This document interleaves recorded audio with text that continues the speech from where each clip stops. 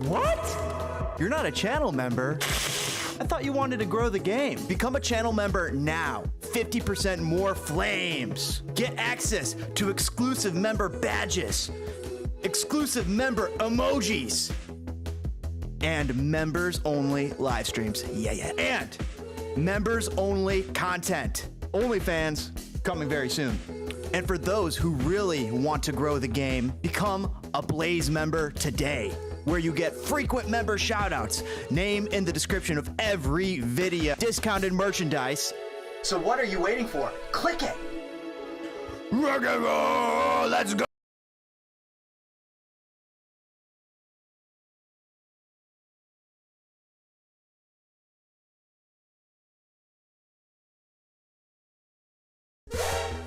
What?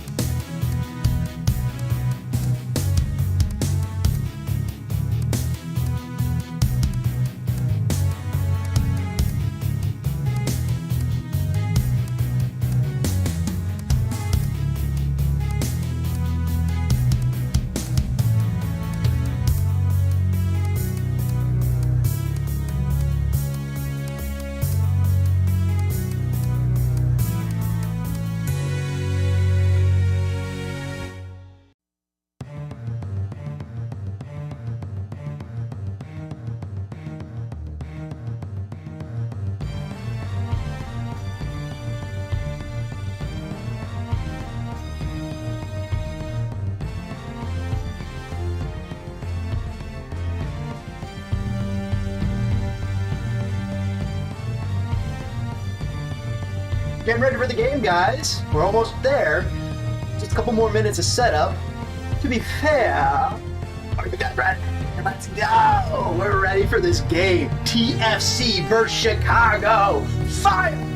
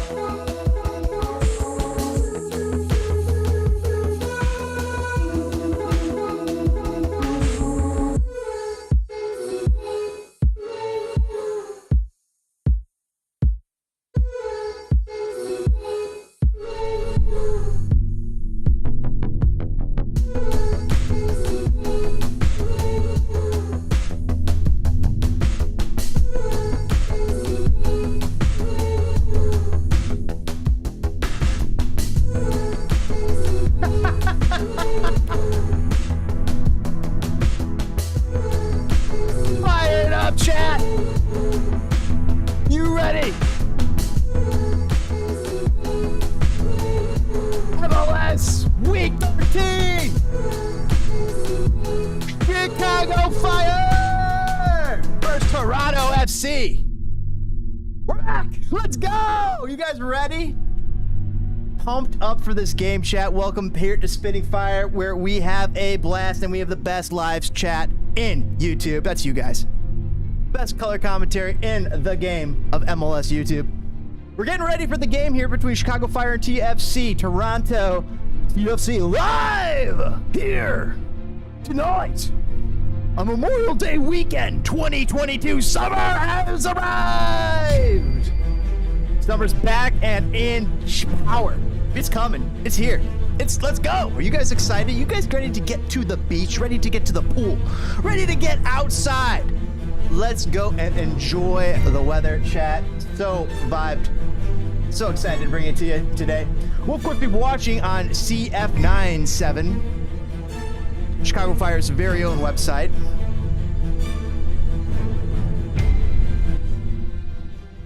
Chicago Fire's very own website. CF97 Live. If you are within 75 miles of Chicago, you should be able to watch it on there as well. Also, it is on WGN Channel 9, the world's greatest network. And then on top of that, if you want another little spicy meatball, you can go watch it on MLS or on ESPN Plus. There you go. I do not know. Are you going to show the game? I get this question a lot. So most YouTubers who want to keep their channels are unable to show the game in any capacity. It's just that's the swift way to lose your channel and get the permaban. I built this channel up over 4 years. We have had long, amazing viewers who would they don't want it. We can't jeopardize that. So it's just not something that can be really done. But what we do here is we call the game. We do a little play-by-play for you guys who aren't able to watch live. We do a little play-by-play, live reactions. We have some fun, rampaging noise, and it's chaos. It's order. It's everything you want in a live stream, and you'll be having a blast. You better believe it. I'll be telling you about what's going on in the game. We have fun stories. We got a fun chat. We got fun things to talk about. My first topic of the day. What brings the most joy to you in your life? Think about it. Who? Maybe it's who brings the most joy in your life. What brings you the most joy in your life? This is a deep question we're asking here in Spitting Fire. You don't want to think about it, that's okay, but it's my question right now. Because when I think about what brings me joy, it's hanging out with my friends, hanging out with my people. You guys are my friends. You guys are my people in many capacities. My best friends on the planet as well. My loved ones. I think those are some of the people, some of the things on this planet that bring me joy. Most joy. Just my loved ones. I love them. I got some good people. What about you guys, chat? Who or what in your life brings you the most joy? Fire, fire, fire!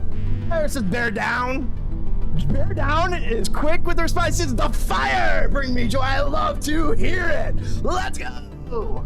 I know TFC brings a lot of people joy too. And you know what? The Chicago Fire need to deliver us some joy. Bear down. You better believe it. It's about time. It's about time they hop on and get this freaking baloney pony rolling. And for saying you bring me joy. Thank you, man. Thank you so much. You bring me joy too, man. It's comments like that. I'm already running through a wall for you, but I want to run through 6 more. It's the way it is. Sorry, can't help it. I just want to work that much harder. And I love hanging out with you guys. You guys give me energy. You guys make me happy. It's so fun hanging out, playing games, watching football. We were watching Champions League earlier, Real Madrid. I was the Liverpudlian of the chat. I think I might have, we had like 50 other people that were Real Madrid fans and a couple other Liverpool fans. We did have a couple. But Real Madrid, a la Madrid! They came to Chicago not too long ago. We got to see them play. Rainy game, but still enjoyed ourselves. Yeah. All right, chat, work it. It's getting near go time. I still think we're about 7 minutes away from actually the start of the game, but I will be watching. No!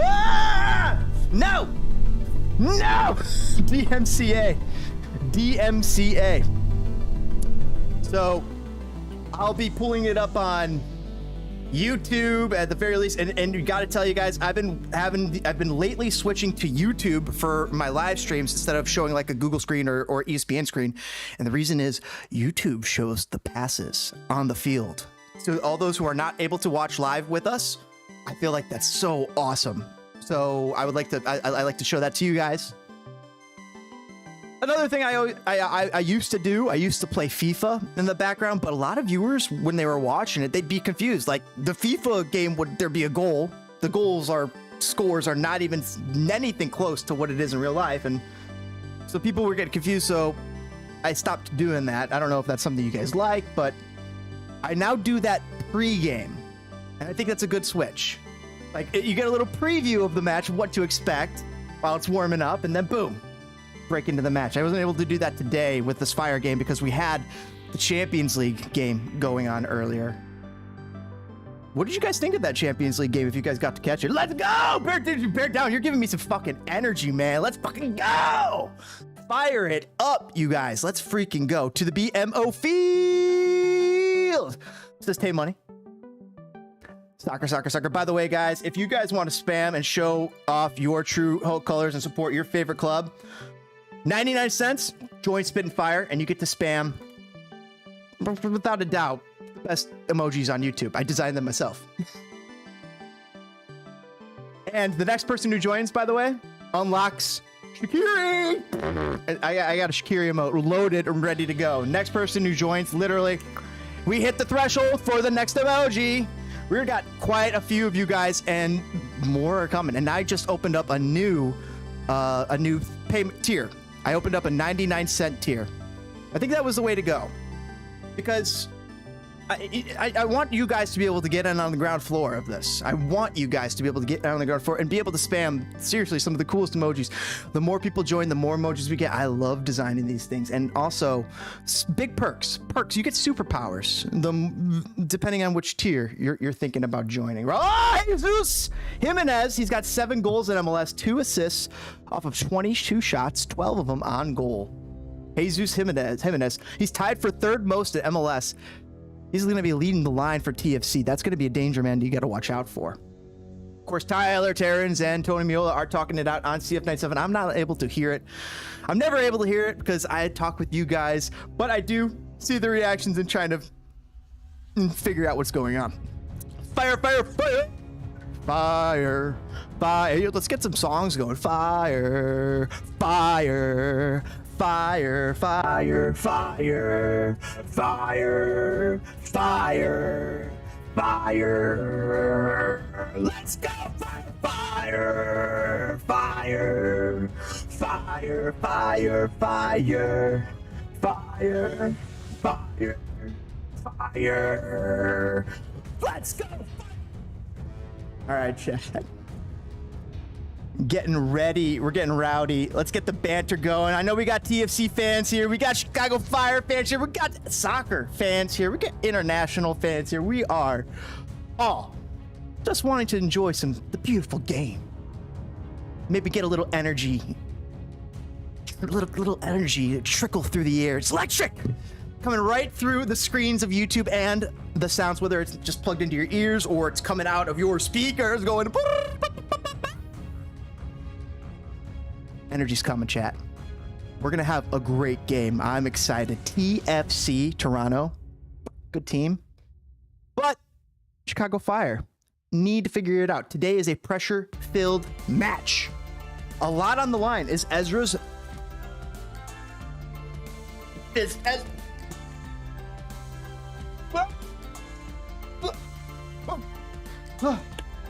Whoa, I slipped. I almost fell into the trap door. Okay. Is Ezra's job on the line, chat? Gotta watch out for that trap door. Bear down saying, we are the champions, my friend. And we'll keep on fighting till the end. We are the champions. We are the champions. No time for losers, 'cause we are the champions of the world. Woo! Fire fans, MLS fans, TFC fans, soccer fans, you guys ready? Are you guys freaking ready? Let's get ready. We're about a couple minutes away from kickoff. I'm looking at the commercials. I'm looking at the live feed, live from Soldier Field on CF97. It's actually Chicago Fire FC Live. I believe I have the link in the description of the video. Highly encourage you to pull it up along with us and live comment on the match. I love reading your comments. I love talking banter with you guys, getting into the tacticals. Just wait for it. It says he's safe for 2 years. He's safe at least for 2 years. That's good. All right, Fire fans. Let's. Mauricio Pineda out. Wyatt Ohmsberg out. Chris Brady out. Spencer Ritchie out. Both goalkeepers, Chris Brady and Spencer Ritchie out. Gaga Sonina, of course, is the main man. Just finalized that he's playing for the U.S. men's national team. Now the kickoff is on. We have kicked off, chat. We are live from TFC BMO Harris Bank Arena, or whatever the fuck It isn't. Yeah, correct me in the chat. But I'm a Fire fan. Yeah. And the ball goes out of bound. Fire are playing in their white and peach colors that just got revealed the other day. TFC is in some blue and red colors. I believe that is what's going on. Really hard to see the Chicago Fire's numbers in these white and peach kits. I'm like looking at Chris Mueller. I'm pretty sure that's Chris Mueller's number 8, but what? I just can't. You just can't make out. These are the worst jerseys. Okay, guys, chat. This game, I'm calling it right now. The jerseys for both teams, awful for me to be able to cap the I'm sure the commentators are hating it too. I'm not a big fan of TFC. I'm a bigger fan of TFC's kit at the moment, blasphemous as it is to say. I could make out the numbers, at least. But the Chicago Fire's kit, which is a cool kit up close, but that peach number is just... You just can't see it. You have no idea what it's fucking saying. You just... Where... Uh-oh. Okay. We're good.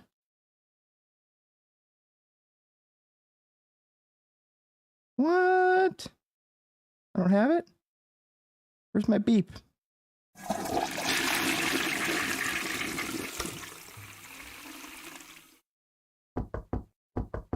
Oh? Hold on a second, chat. I'm coming. Just a second.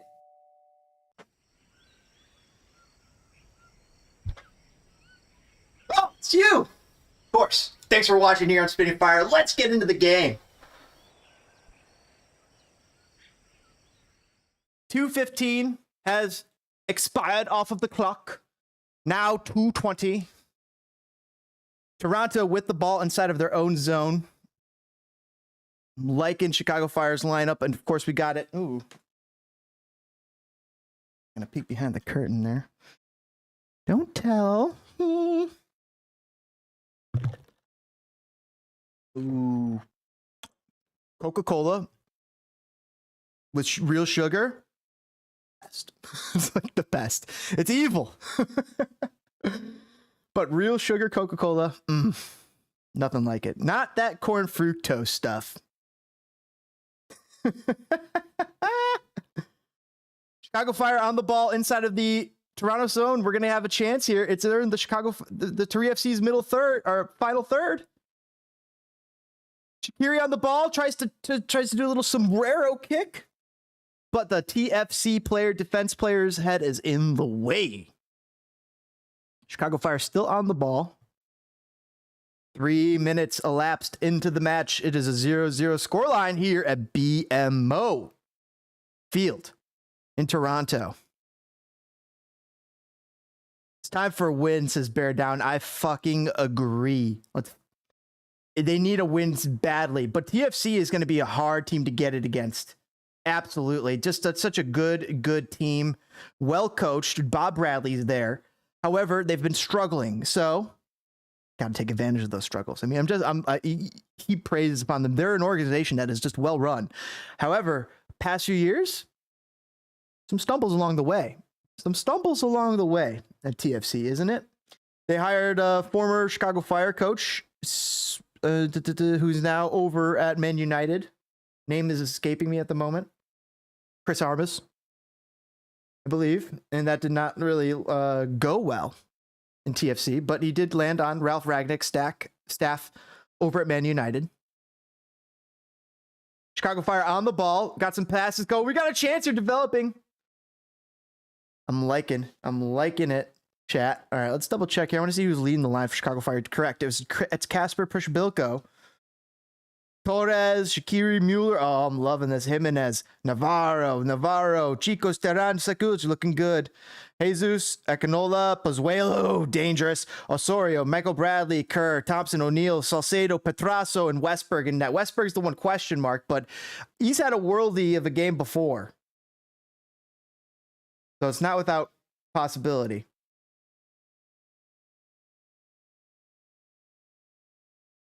One second, chat.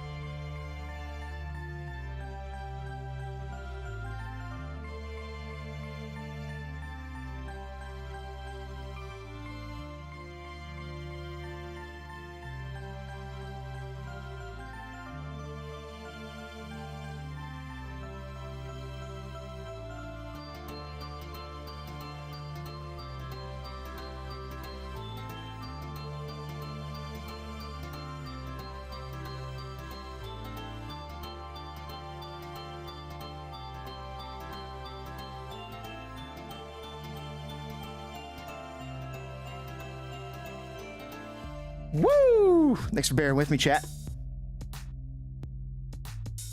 Oh, never mind. Be right back.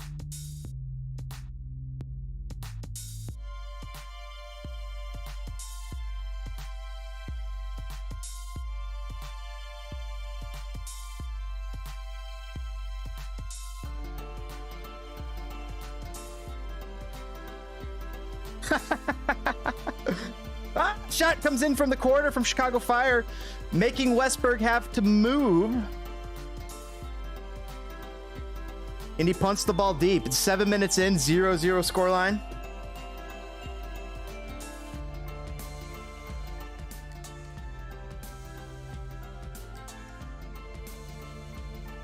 What is up, chat? How you guys all doing tonight? Chicago Fire on the ball. 7 minutes and 30 seconds right now. They're on the right flank. It's hard telling who's on the ball. It's Gaston Jimenez right now. He takes a shot. He's trying out for Soldier Fields to be the Bears' new kicker, because he just punts that one over the net.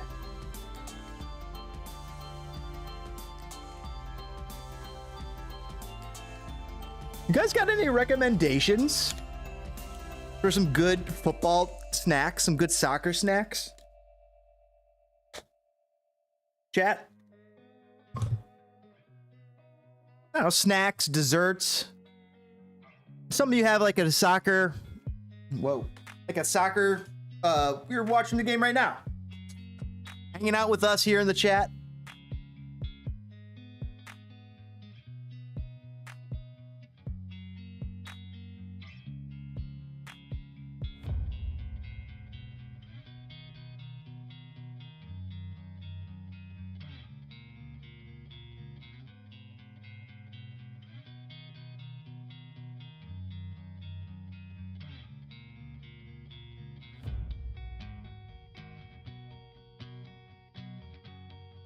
Loving this, chat.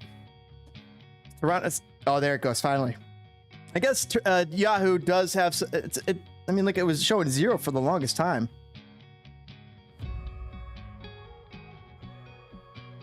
Oh, you know what, chat? I like that idea. I'm gonna do that. I just had a great idea.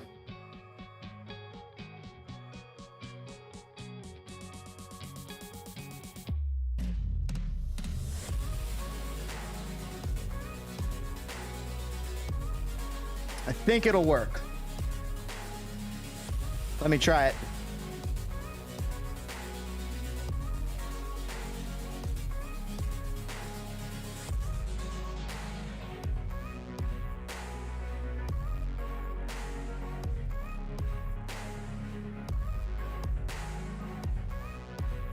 Let me try this out.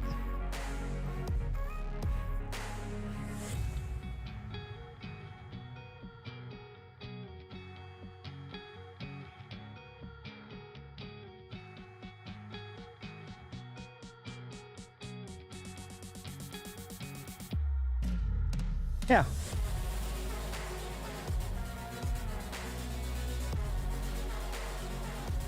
You guys like that?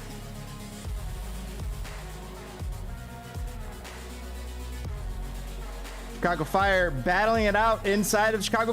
They might have a chance here developing. Gets a cross off. Inside of the penalty area. Chris Mueller gets the ball taken away.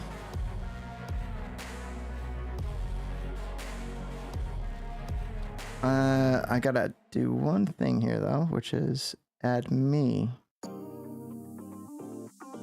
This is this one. Okay, so let's get you, bring you over here. Making some magic happen, chat.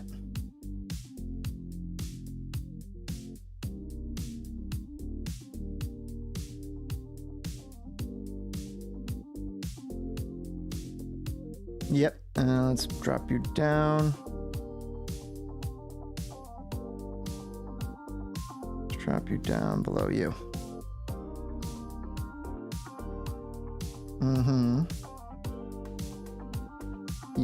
We're gonna drop you below.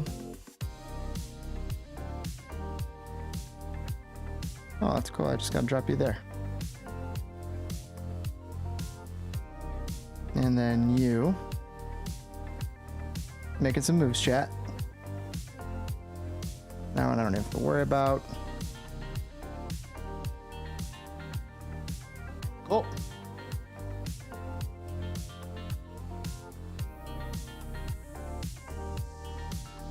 There we go.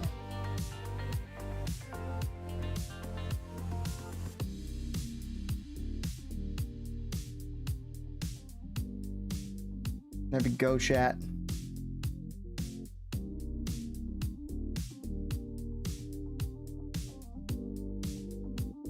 Woo! TFC on the ball. Nachos? I like that. I like that. Nachos? That's a great one. As far as snacks go, the game to Sons of a Pitch Soccer Central! It's a Blaze member, chat. I'm getting fired up. Let's freaking go. You better believe TFC fan. TFC. Oh, big goal for TFC. Horrible, horrible save. No save at all. Horrible. Oh, chat. Oh, chat.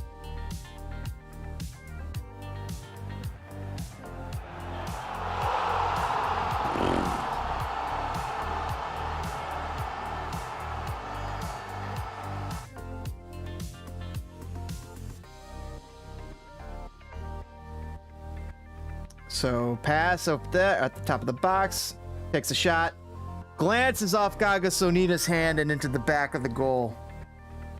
Oh, chat. What's up, brother? I was getting so excited, Sons of a Pitch, Soccer Central, but he just brought a goal. He just brought a goal to TFC with him. Damn, SOP. Awesome. Great Blaze member helping to grow the game, guys. Make sure you guys go check out his channel. I got a recommendation, recommended in my recommended channels. If you guys go to the recommendation channels link. By the way, TFC, SOP, if you want to hop in the call, I could slide right in over to the Discord, send you the link. You can hop in on the call, hang out for a couple minutes anyway, whatever you want to do. Or if you want to do that like a little later, second half, let me know. By the way, guys, join now. Help grow the game. Greatly appreciate it. Take a look. Take a little peeky pook. Hit that join button. See what's on to offer. SOP's already unlocked all the superpowers. He's probably one of the strongest viewers. He is without a doubt the strongest viewer on the channel when you consider all superpowers considered. He's got a couple ones that aren't even listed. But if you want to get your hidden superpower and unlock it right now, join right now. Click that button. Fire, fire, fire! Or you can send me a super chat. Greatly appreciate it. Helps keep the lights on. Helps keep more streams like this happening. Ah, oh, what a bad. Gaga Sonina not with a good. That was not a good look there, Fire fans. I'm not digging that. I'm camping in northern Wisconsin and barely have the internet. Well, I guess I will be your internet today, brother. I will be your show. Thank you, dude. That sounds like a lovely time. I was just up in the northern area. It's Wisconsin, Minnesota, Upper Peninsula, Michigan, up in those various parts, doing a little fishing. More and it wasn't so much just fishing as it was catching. We were bagging them. We were hitting them like they. Oh man, it was a great feeling. We were having so much fun. Me and the boys, me and the best friends on planet Earth, just having a great day, great couple days up in the north catching some fish. Have you guys been on any good trips lately, chat? Like that, northern Wisconsin. Woo! Oh, you'll jump in, hell yeah. Let me do that. Join, guys. Join membership, dude. SOP's already got his. He's already going up another month, dude. Get your loyalty badge, but most of all, enhance your YouTube experience. 99 cents. Damn. Or if you want to unlock some of the best content on YouTube,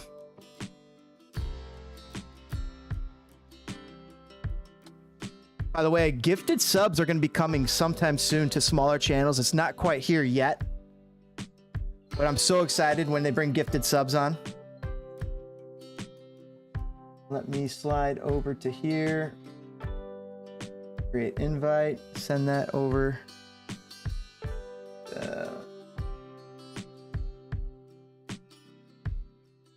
Instagram. Find Mike. Boom. Discord. Boom. I'm gonna have to make sure when he does join, I click a button. There we go. Chicago Fire. All right, boom. Looking that off. Shaqiri on the ball. Chicago Fire need to figure a way back into this match, and they need to figure it out fast, chat. But I'm liking what I was seeing the first 15 minutes. Here's Shaqiri on the ball, finds it out wide to Jairo Torres. Jairo Torres coming in on the right wing, gets the cross off, but nobody's home except a Toronto defender. Nice! Boom. Bear down saying, let's go Chicago! Uh-oh. Oh, little fake out. Little fakey poo.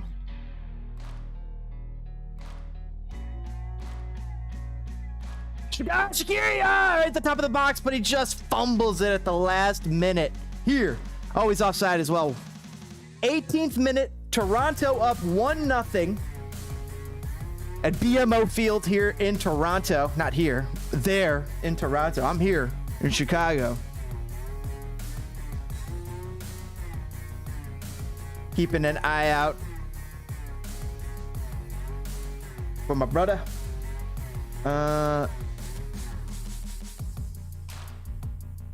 Let's make sure that's going good, chat, so you guys get the latest updates.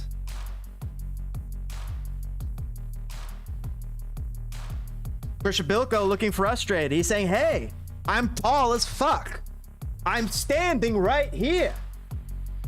Oh, wait, he was actually complaining to the ref. He got pulled down. Slammed like a wrestler. He hit the ground hard.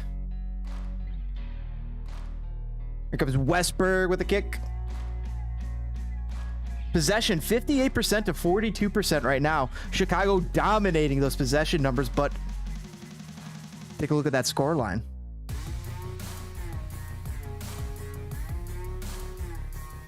Download the Discord app. It's going to be a few minutes. No worries, man. Take your time.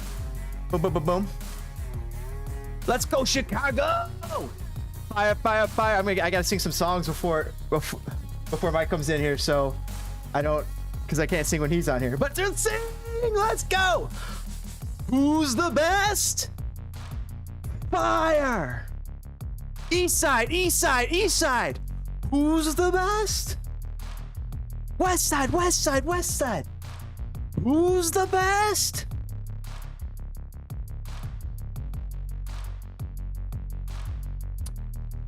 Chris Mueller creating some space for himself, but his cross left a little to be desired. Missed the forward. It was Boris Sekulic over on that right side. Not to be, and it looks like offside has not been called. It has just rolled out of bounds for a goal kick. 20th minute, 1-0. DeAndre Kerr, the goal scorer for Toronto.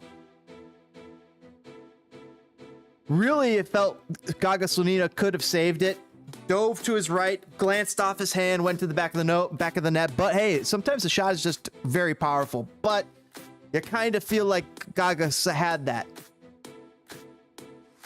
So that's going to lead to more people asking those questions about Gaga, which has been developing as lately because Chicago Fire have been struggling. For right or for not. Nice little dribble by Torres to create space. He crosses it to the back door, but nobody's home. But the little nifty dribble skills that I just saw by Jairo Torres, he's going to be a 4-star skiller in FIFA. Ooh, you better believe. If he's not, you better be. Like, he just faked everybody. He faked 2 guys out of their pants. Out of their jock straps. Left them. They just took them out of their pants. They threw them down in disgust with themselves. They're like, fuck, I don't even know why I'm playing this game if he just did that to me. It just takes one chance for a goal, says Bear Down. By the way, guys, show off your team pride with the sickest emojis on YouTube. 99 cents. Unlock them. 99 cents. Are you kidding me? You don't get this. You don't get that good of a deal at Walmart. 99 cents. Enhance your YouTube experience. Change your life. Change my life. Helps. It means a lot to me if you guys join. Honestly, it really does. And I love to create more and more content for you guys. Just makes me want to run through brick walls for you guys. Create some of the best soccer content and gaming content on YouTube. 21st minute. It's only a minute. It's ticked by, man. Petrasso, hey, pick up the ball. Let's go. Come on, Fire. Keeping an eye out for my boy. Let's go, Fire! Come on, Fire, dude. Bear Down is bringing the energy. You are bringing the heat. Bear Down, love it. Fired me up. Let's freaking go, chat. By the way, everybody, thank you for hanging out here on Spinning Fire. It utterly delights us that you're just hanging out here having a blast. Let's go. Cross comes in from Chicago Fire. It's into the zone. But the pedestrian extra cross, the next cross was just not there. It was a nice slow roller, but it was right to the goalkeeper. Jairo Torres made a mistake there, but hey, he has been looking hot tonight, and I've been liking what I've seen. Didn't like that move. Well, let's throw it away and pick it up. We can improve. It's something we can improve on. Only first half right now.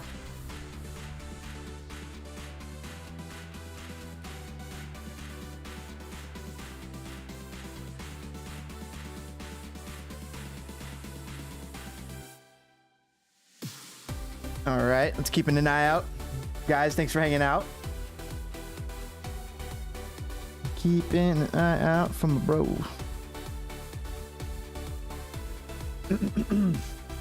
Man, that was a good chance for Chicago Fire. I don't think that was, if that was a shot, oh, it was not a great shot. I feel like it was like a pass because of the pace of it.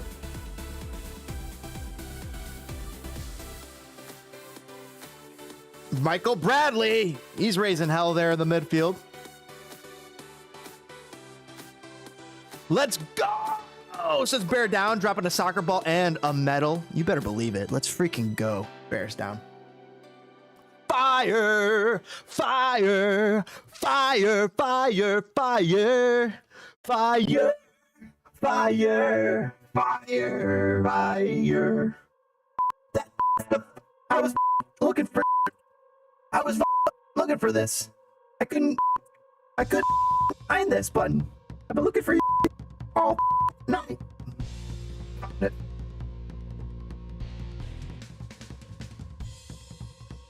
Fire! Chicago Fire!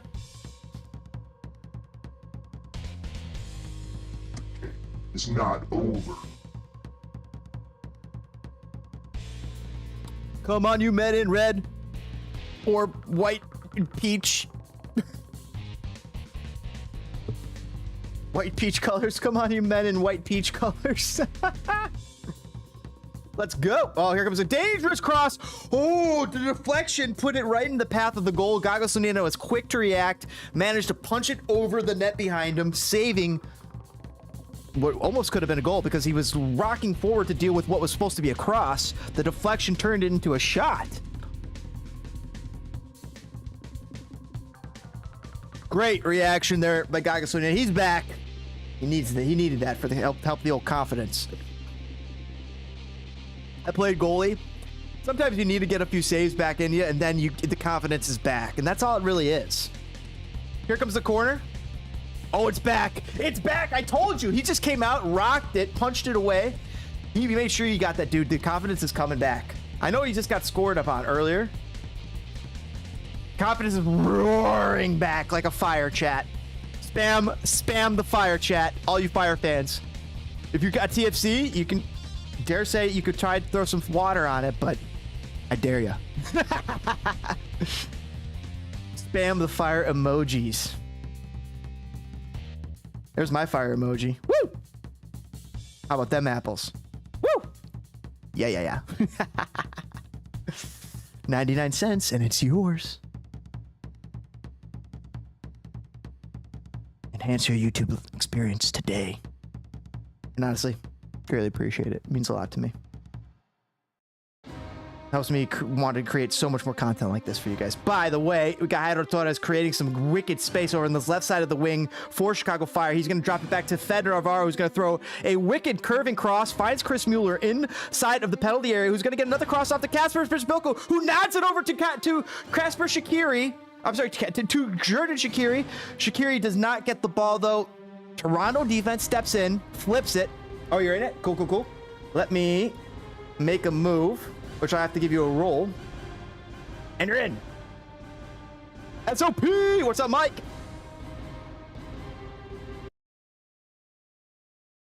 You are in, as far as I can see. I'm taking... Oh, I don't hear you yet. I saw like a movement of... your icon shines when you talk.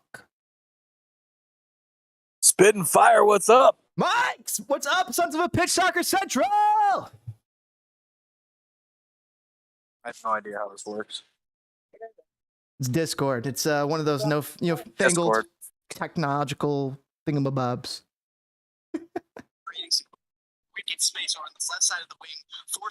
Oh yeah, that's a little behind me.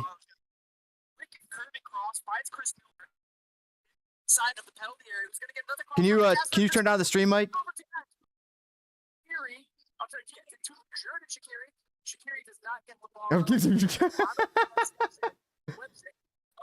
Shaqiri finds the inside man. It's gonna be Navarro, who gets a shot off, kicks it above and out. What's going on, man? How are you? Mike, can you hear me? Mike, Mike. If you don't listen to the stream's like 30 seconds behind. Fire, can you hear me? No, I can hear you. I hear you live. Can you hear me, man? Yeah. What's up? How do I talk to you? Let's find this. I gotta find OBS, or here it is. Boom. All right, you can hear me now. I got enough signal here to get through to. I can hear you. To get through to you. That's good stuff. You are hearing me on stream. On stream, like 30 seconds after. It's hilarious. I don't think you're on. Yeah, I'm a little behind, man. A little behind. How come I can't hear you when I'm in the Discord? I don't know. You might have to pause your. You may have to pause YouTube or something if you're watching on the same device. There we go. All right, I think I got it now. I'm on a different device. Are you? Now I can hear you. You're live. Mike, you're live? I believe so. You're live. I believe so. You just responded to me at the right All time. Right. We're in. I am live. What's up, bro? What's up, man? How you doing? I am loving life over here in northern Wisconsin. Oh, dude, it's got to be beautiful. I was around those areas. You guys like on a river or in the woods? It would be better if I had enough internet to watch the Fire lose the Toronto FC today. But unfortunately, I don't. It looks like it's going to happen, so you're going to have to depend on me. But Chicago Fire are looking dangerous at the moment. They're inside. Oh, they might have a penalty shout. Chris Mueller just got tripped at the top of the box. Cards coming out. Uh-oh. So are you out in the woods or are you out by a river? We were out in a river recently out there about that area catching. And we were fishing. We weren't actually fishing so much as we were catching. You didn't go? Nice. Oh, that's awesome, man. We're by some lake. I don't know the name of the lake. Oh, that's gotta be don't have to shout it out. Keep it secret. Keep it safe. But all the same, that's good to know. It's beautiful. So what's the deal? We getting a penalty? Is Fire getting a penalty here or what? I think it was at the top of the box. They might have to go to the VAR. Yep, they're going to VAR. I'm hitting my VAR key real quick. Here's video run of play review. It's right at the top of the box. I don't think it should be a penalty. Okay. TFC fans will be upset if it is. What do they have? 1-0 right now. Toronto up 1-0. It was DeAndre Kerr with a goal. DeAndre Kerr getting his first MLS goal. Here comes the free kick. A free kick outside of the box, and it's kicked inside of the wall. Chris Mueller puts it right into the wall, and Toronto have cleared it. Turan tosses it back. The Chicago Fire last 10 minutes, even though Toronto scored, they have been dangerous. Okay. Man, I'm seeing all these 20 people in your chat, man. I love it. Guys, make sure you guys hit that like button, hit that subscribe button as well for my man James. Spitting fire, blowing up over here, man. I saw that Champions League stream as well. My God, how many views did you end up getting? Champions League's like Super Bowl of football, so that I think that's what happened there. Because I was like, what? I'm like, hello, people, hello, are you here? But it was like I had a soccer. I played like the preview of the game before the match via FIFA, and so that brought them in. Okay. And then we started watching the game, and then we were just having a blast with chat. The game though, 1-0. I wanted more, but still, it was a good battle. Yeah, nice. Who were you pulling for? You know, it's funny. DSO messaged me. He's like, "Who you rooting for?" I said, "Who's playing?" I have no idea. And so then I got my DraftKings app open. Yep. And I looked at the odds, and I said, "Oh man, Real Madrid at plus 255. What? That sounds pretty damn good." And then I looked at the over/under, and the over/under for 2.5 was a whopping plus 145. I'm like, wow, finals are always low scoring. So I took Real Madrid, the under 2.5. And was going to win a ton of money. And then my little friend called Geo Tracking said, "No, you are not in Illinois. You cannot place this bet." And now the Geo Trackers owe me a shit ton of money. Are you serious? Unbelievable, man. I'm so mad. Oh, that's absolute horse shit. Yeah. Oh, that's brutal. That's like a bad beat, Mike. Right? Oh, right? That's a fucking bad beat. It is. But it's all right. We're working on something, my man. We got this here. Yeah. Life is good. I'll tell you more about it offline. But anyway, I'm going to let you go, dude, so you can get back to your stream. Everybody, let's go. If you're a Fire fan, good luck. If you're a TFC fan, hey, you know what? TFC, get it, guys. Let's get this W. I got a nice big bet on them, too. Draw no bet. So we'll see what happens. Well, good luck to you, Mike. All right, my man. Thanks for having me on, brother. You're my eyes and ears for the next hour and a half. So, all right. Well, I'll tighten up this burrito. Brother. All right. I'll tighten it up. Get the side of carne asada and sour cream ready for you. Get your nachos. All right, Mike. Sons of a Pitch Soccer Central, guys. Check them out. I'll have the link in the description. Thank you, brother. All right, man. We'll see you. Let's get that link going, dude. That was awesome. I love when Mike stops by here. Sons of a Pitch. Where are you? Boom. There we go. Let's toss that link in the old descript. Although I already have him. He is a Blaze member. If you take a look at that.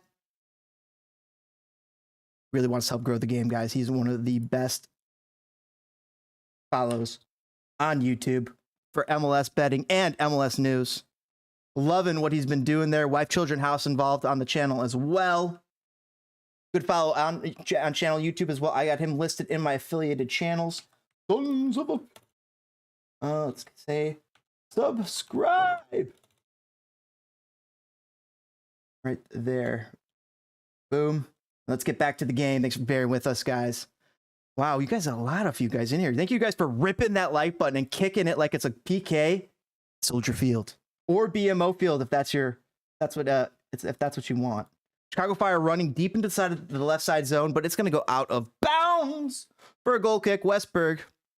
Oh, the TFC faithful are on their feet right now. There's a guy holding onto a pole on the TFC fan end. And he's going, "Rah, TFC!" He looks like he's having a blast, to be fair. I like BMO Field, too. Sometimes you see the flares go. I don't know if they do the flares anymore, but I like flares as the, safe as you got to do them safely because you could get burned. You could definitely you could cause some harm with those things. So generally, like, so I think you have to get it like cleared with the stadium if you are going to have flares. Generally, sometimes people stick it in, but man, those things are freaking wicked. Here comes Michael Bradley just playing out of the back like he's Andre Pirlo. Looks down the right flank. gets it back. It's Toronto having a good bit of possession right now. 36 minute. It is 1-0 here at BMO Field, or there at BMO Field in Toronto. I'm out here in Chicago. But it is looking like a beautiful night for soccer, guys. Summer is here. Hopefully you guys are enjoying it. We had a beautiful Champions League match earlier. We're going to get out. Hopefully you guys can get out to the pool, the beach, or out for the barbecue, out somewhere nice, have a good time outside with some friends, family. That is the plan after this stream for the rest of the weekend, guys. That'll be the plan. I don't know what your guys' plan is for this Memorial Day weekend, but by the way, thank you for your service, all you veterans watching or not watching after the fact. Either way, thank you for your service. Greatly appreciate it. Got Memorial Day coming up on Monday. Now it's Chicago Fire back. Jairo Torres looks to the back door, finds Chris Mueller inside of the penalty area. Penalty, he leaves behind the Toronto defender, but his cross to the middle is right to a Toronto center back. They clear the ball. Toronto on the ball now, in the middle of the park, kicks it out to the left side, left flank for Toronto. The left winger of Toronto is challenging Turan for Chicago Fire. He gets a cross off and forcing Gago Sonina to make a dive. It looks like it is either being called a goal kick or a penalty kick. Gago Sonina saying that he saved it, but we'll get a quick look at it. The play has already continued. They awarded a goal kick. It was out of bounds. Oh, but it was off a Chicago Fire player. They missed the deflection. That should have been a TFC corner.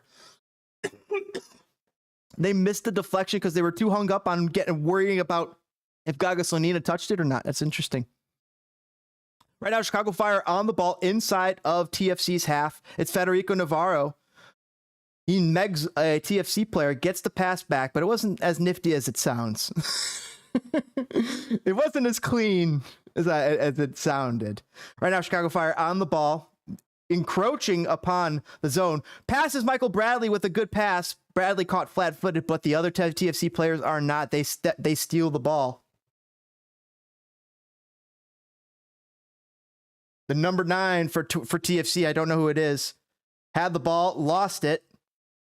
Chris Mueller breaks in from the left flank, from the Fire's left flank. Finds Jordan Shaqiri. Jordan Shaqiri is going to look to cross, but it's well over the head of Kasper Shaqiri, who was going near post. That ball was more for middle or far post. At least 2 feet above Kasper Pishobilko's head, who's already 6 foot huge. So he missed by a mile. Another pass tries to find Shaqiri back on that wing so he could get another cross off, but it's just a little too far outside. And Shaqiri is now slapping himself in the face like it's a fucking, like he literally just forcefully slapped himself in the face. He needs to wake up. I think that's what he's saying. Either he's frustrated with himself or he's frustrated with his team. I don't know which, but that was 2 vicious smacks to the face from Jordan Shaqiri, guys, that they just showed. 39th minute. Toronto's still up 1-0. It's been mostly Chicago Fire as of lately, if you guys noticed. It's been Chicago Fire really knocking on the door. But all this running I saw happen earlier. With same thing happened with Liverpool versus Real Madrid. Liverpool never scored. Real Madrid eventually did, and that was the game. Chicago Fire with the chance to score. Let's go. Come on. Oh, he's calling a foul on Jairo Torres, though, after he may have pulled down the center back for Toronto. A battle is developing deep inside of the penalty area for TFC. I mean, this is danger zone. Chicago Fire keeps getting into the danger zone of TFC. It feels like a matter of time before they get a shot on target. They have 6 shots, none on target. Still working out the kinks, Chicago Fire. TFC are on the back foot a lot this game, but also defending wears you up. Wears you out as well. All that running. Absolutely. What's up, chat? Let's go. Gotta go. Good luck. Thank you, Bear Down, for hanging out, brother. Greatly appreciate it. Margarita. Oh, I thought it was Margaret, my friend. One of our great, awesome fans of the show. Margarita. What's up, Margarita? I'm very, very excited. Hello, Margarita. I'm going to the next Chicago Fire game. It's going to be DC. Dude, they're going to go and they're going to win that, Margarita. They got to go and win that. They have one win at Soldier Field. Guess when their next win at Soldier Field's coming? Versus DC United when you're there. It's going to be awesome. You're going to fucking love it. You're going to be so fired up. You're going to remember this. You're going to remember this walking out of the stadium. Damn. Had a fucking great time. He was right. Win or lose. Hopefully they win. I don't think they lose. They could maybe tie. But I do think Chicago Fire win that next game versus DC United. They got to. Thank you, Sons of a Pitch, for stopping by, man. I love it, dude. He's listening to the show right now saying, "What's up, Archduke? What's up, Archduke?" Love when Archduke swings by. Love it, guys. Love seeing these guys. All you guys repeat. All you repeat fire hanger outers. You spitting fire fans. You soccer fans. Greatly appreciate it. By the way, guys, take a look at the join button. Click it. 99 cents to show off your favorite MLS team. We switch it out based upon the match. You know, if we got a different match going, we could put in those various cool emojis. And also, the next person who joins unlocks Shaqiri. Ready to go. I'm ready. 99 cents. Go reach into the couch, pull out some change, throw it on the YouTube, and welcome to the existence. Cross comes in, corner kick from Shaqiri. Turan, though, is whistled for a foul. And Westberg is going to take the free kick. 42nd minute, 1-0. It's ticking into the 43rd minute. Westberg clears the zone. Chicago Fire player Chicos is battling out with number 20 for TFC. Manages to take the ball back. He's just stronger. He was just stronger. Ripped the ball off. Now Chicago Fire once again attacking. Here comes a cross. Tupersbilko! And he just wrapped his foot around it the wrong way. He throws it away. He literally just went and threw that way. I don't know who that was to. If it was to his foot. Was he offside? Oh, he's offside, chat. He's offside anyway. So maybe the referee AR called offside. Oh.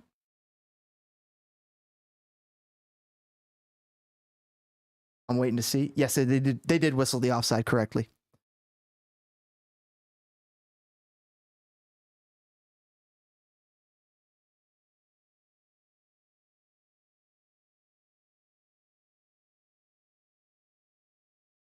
TFC on the ball right now, finally, with a bit of possession. Then they just get fouled by Federico Navarro. But a quick restart for TFC might lead to a chance developing.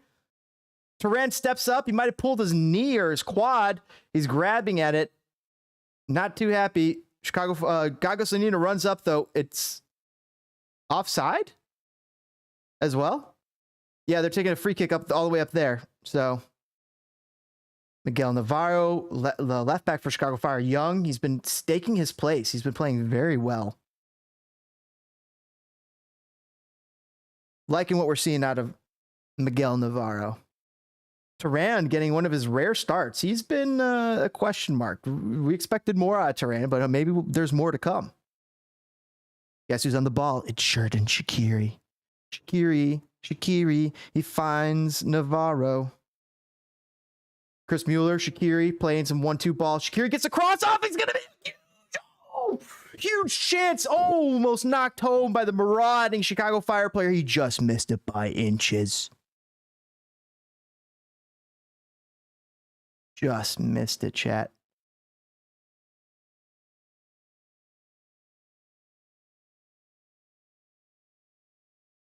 Chicos on the ball. Gets it to Slonina.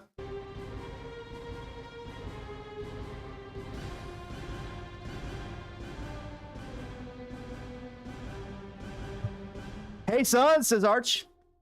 Hope that you guys are having a good time camping. Oh, sounds beautiful, too. We'll be doing next weekend in a dark area, so I can look through my telescope. And oh, that's right, Archduke. Dude, you should have some. You sometimes post some of those sick pictures on Twitter of the planetary movement. So cool. Love that stuff. That stuff is so beautiful. Very cool. Mueller in the corner trying to create a corner kick, was not able to do it.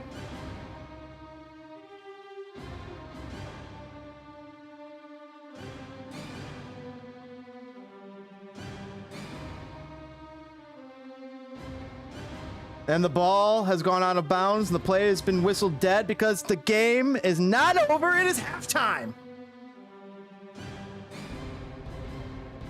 I didn't even realize extra time had occurred. Halftime has expired. Toronto are up 1-0 on I'm just going to say it was a weak shot by DeAndre Kerr. Really, Gaga Slonina should have had that one. You expect him to get that type of save. You expect him to stop that kind of shot 10 times out of 10, and he did not that time.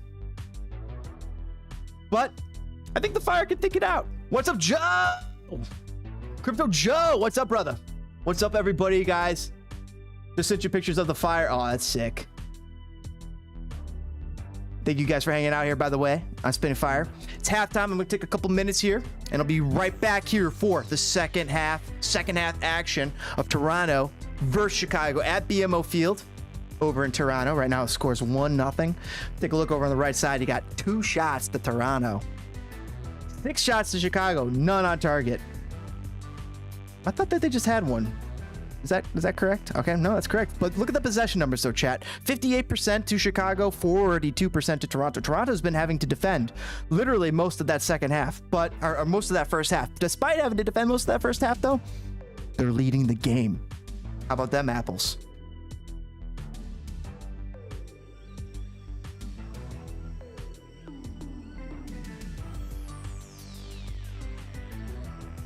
Beautiful day, eh?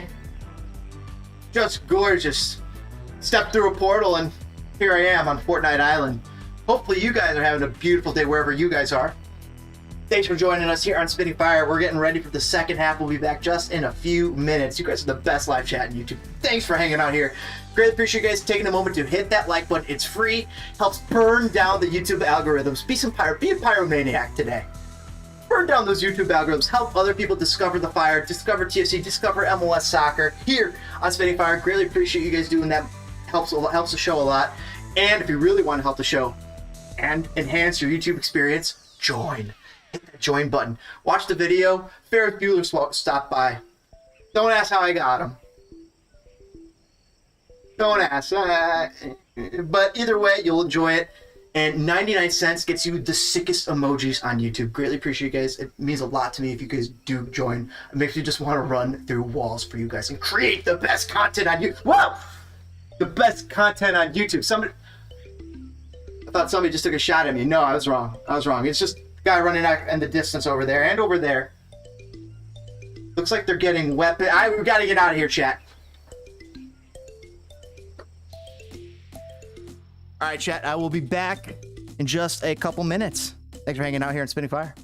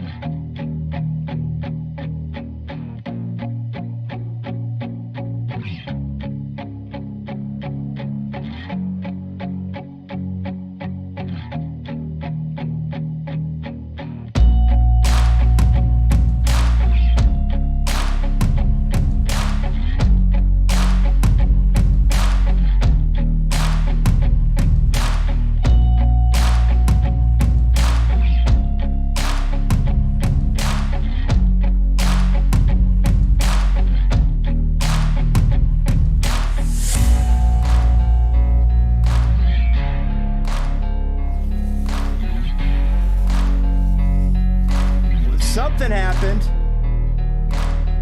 New subscriber!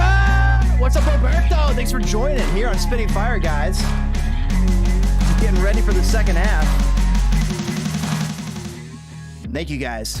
Makes me want to run through brick walls for you. Thank you so much for joining us here, guys. Watching the game here. It's a blast. You guys are so fun to talk soccer with. We got some awesome content on our channel. Check it out. We do a lot of cool stuff over here. We talk to some very awesome people about MLS soccer.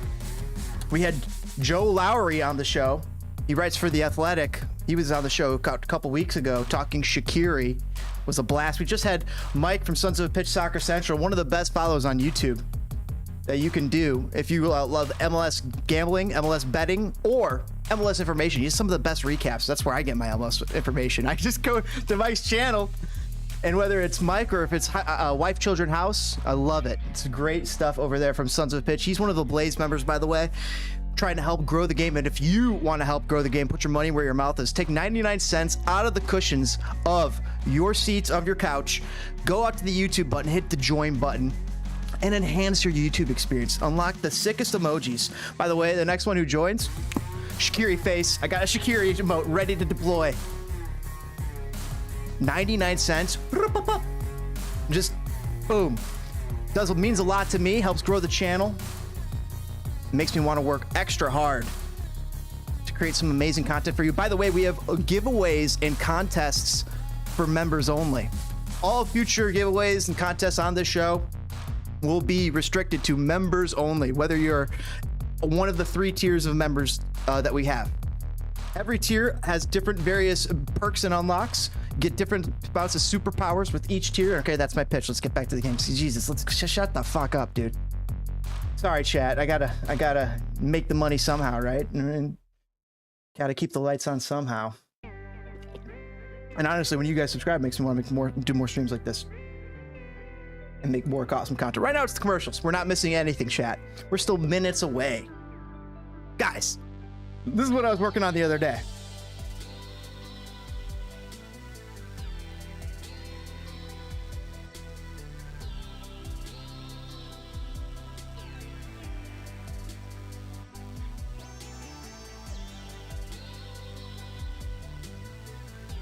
Chest right there. Just run over there, open that up. We're set to go.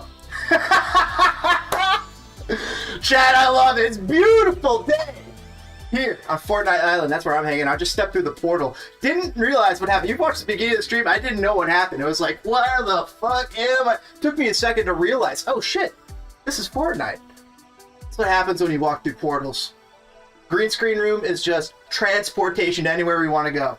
Guys, thanks for hanging out here in Spitting Fire. We're getting ready for the second half of Chicago Fire versus Toronto FC. Week 13 MLS action. It's been pretty awesome so far. It's been an attacking nightmare for Chicago Fire, who just can't seem to slip it past goalkeeper Westberg for Toronto FC. 6 shots, nothing to show for it. Meanwhile, TFC, with 42% possession, is just saying punch, punch, punch. 3 of them, and only one that landed was the one that went bam. But that was enough. You take a look at that scoreline. It's 1-0 TFC live from BMO Field in Toronto, beating Chicago Fire 1-0 right now. We're getting ready for the second half. Thank you so much for joining us live here on Spitting Fire. You guys are the best on YouTube, the best live chat on YouTube. Thanks for hanging out here. Love talking soccer with you guys. Fire! Let's get some songs going, chat. Thank you for subscribing. Thank you for considering joining. Thank you for throwing down 99 cents and unlocking and improving changing my life and yours. I really appreciate it. It means a lot to me. Thank you, guys. And Connor, what's up, everybody? Guys, you guys are make me on jam. Let's go. Second half. All right, go. It's still commercials. It's okay. It's okay, chat. It's still commercials. Nothing doing. I got the live feed direct from the stadium. Got the inside man. It's called CF97 Live.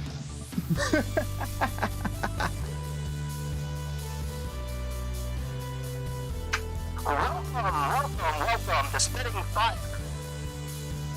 You can get superhero powers. You want to unlock your superhero power? Unlock your superhero power. Yeah. Oh, so Jeremy checking in, say, I got TFC, Cincinnati, ND, DC United. Oh, and DC United. Here's to hoping on that parlay. I believe that's a parlay you're talking about. Good luck to you, sir. Love me a parlay. It's like a lotto ticket. It's so exciting. I love parlays. A little $1, $2, $3, $4, $5, $10, $20 parlay. It turns into 100, 2, 3,000, 4,000. Delightful when those hit. Have they hit for me? A big one like that, 2,000? No. Chasing the dream right now, chat. But you know what? If you follow Mike over on Sons of Pitch Soccer Central, you better believe you're going to start ripping them up. All right, the game's getting close to going back on. Thank you so much for joining us here on Spinning Fire. By the way, guys, what was your worst fashion disaster? Okay, if you don't want to talk about it, it's all right. But if you don't want to talk about it, instead tell me this. If you were a reality TV show, if your life was a reality TV show, what's your theme song? What's the theme song to your TV show? Is it some sort of unique one that is made up that a band wrote for it, or is it a known one, or is it some sort of orchestral arrangement? If you had a reality TV show of your life, what would the theme song be? That was my question. All right, chat, we're getting ready here for the second half. Absolutely need to see a Fire goal. All right, we've kicked off, 45th minute, boom, Chicago Fire on the ball on the left flank. We're 11 seconds into the match. Jairo Torres on the ball inside of TFC's zone. Holding on to it, says, hello, I got the ball. Bear down saying, let's go Fire. Bear down saying, come on, let's go, guys. I'm excited. Chicago Fire cross comes in, but it's going to fall back to a TFC player who's going to have to be forced to try and start the counter deep within his zone. It's going to work. It's working. It's working. I got, by the way, this feels like the Cincinnati game. Ooh, yikes. Hey, buddy, yeah, fun parlay, 25 to a quarter to a 1400. Oh, today I won with Real Madrid. Sick. Oh, we were talking with Mike on the podcast. He was not able to place his bet. It was almost like a bad beat. That's a great win, though, but I don't want to rehedge that. Dude, that's sick. Nice dub. Ooh, I see TFC trying to bring the heat. I got to come right back. I'm coming back. Fire, fire, fire. I'm coming right back with the heat, guys. If you want to spam and show your team spirit with your favorite team, 99 cents. I don't know. I don't know how much easier I could make it. Ow. Oh, fuck. All right, Michael Bradley, what can you do? Dad, I'm trying. Michael, I need you to get the ball, take it, score a goal. But Dad, I'm trying. I don't like scoring goals. I like preventing them. Michael, you better kick that like button, Michael. Well, I'll tell your mother how you've been practicing lately. You lucky you start for this team. Well, I don't know about that. His voice is not like that. Oh, we know, Bob. No, that's so funny. Yeah. That's right. That's right. That's not Wyatt Owensberg. That's Kasper Prishabilko. Tall man extraordinaire. He's got the ball for Chicago Fire. He's going to feed it out to Chris Mueller out on that left-hand wing. Chicago Fire with the first bit of normalized possession. That makes sense in the last couple minutes. A cross comes from Chicago Fire. Something big just happened on the stream. It's a new member. It's Crypto Joe. Oh, he's back. What up, Crypto Joe? Thank you so much for joining. All right, guys. It's on like Donkey Kong. For Crypto Joe joining, we're adding it right now. Let's get it going. Check in the chat. Thank you so much for joining, man. That means the world to me. Thank you so much, man. That is awesome. Let's fucking go, chat. Chicago Fire, you better fucking win this game. And if you don't, got some TFC fans who will be mighty happy. So that...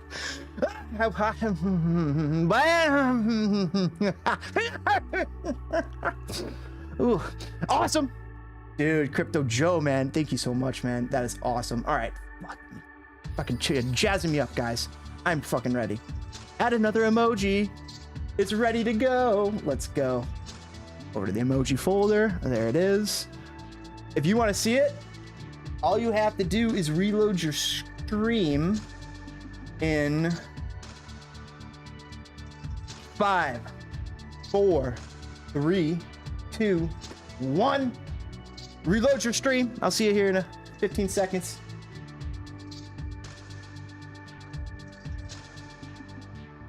And we're back. And we're back with the Shack attack. Where are you, Shack attack? Yeah, I know. Oh, I heard you.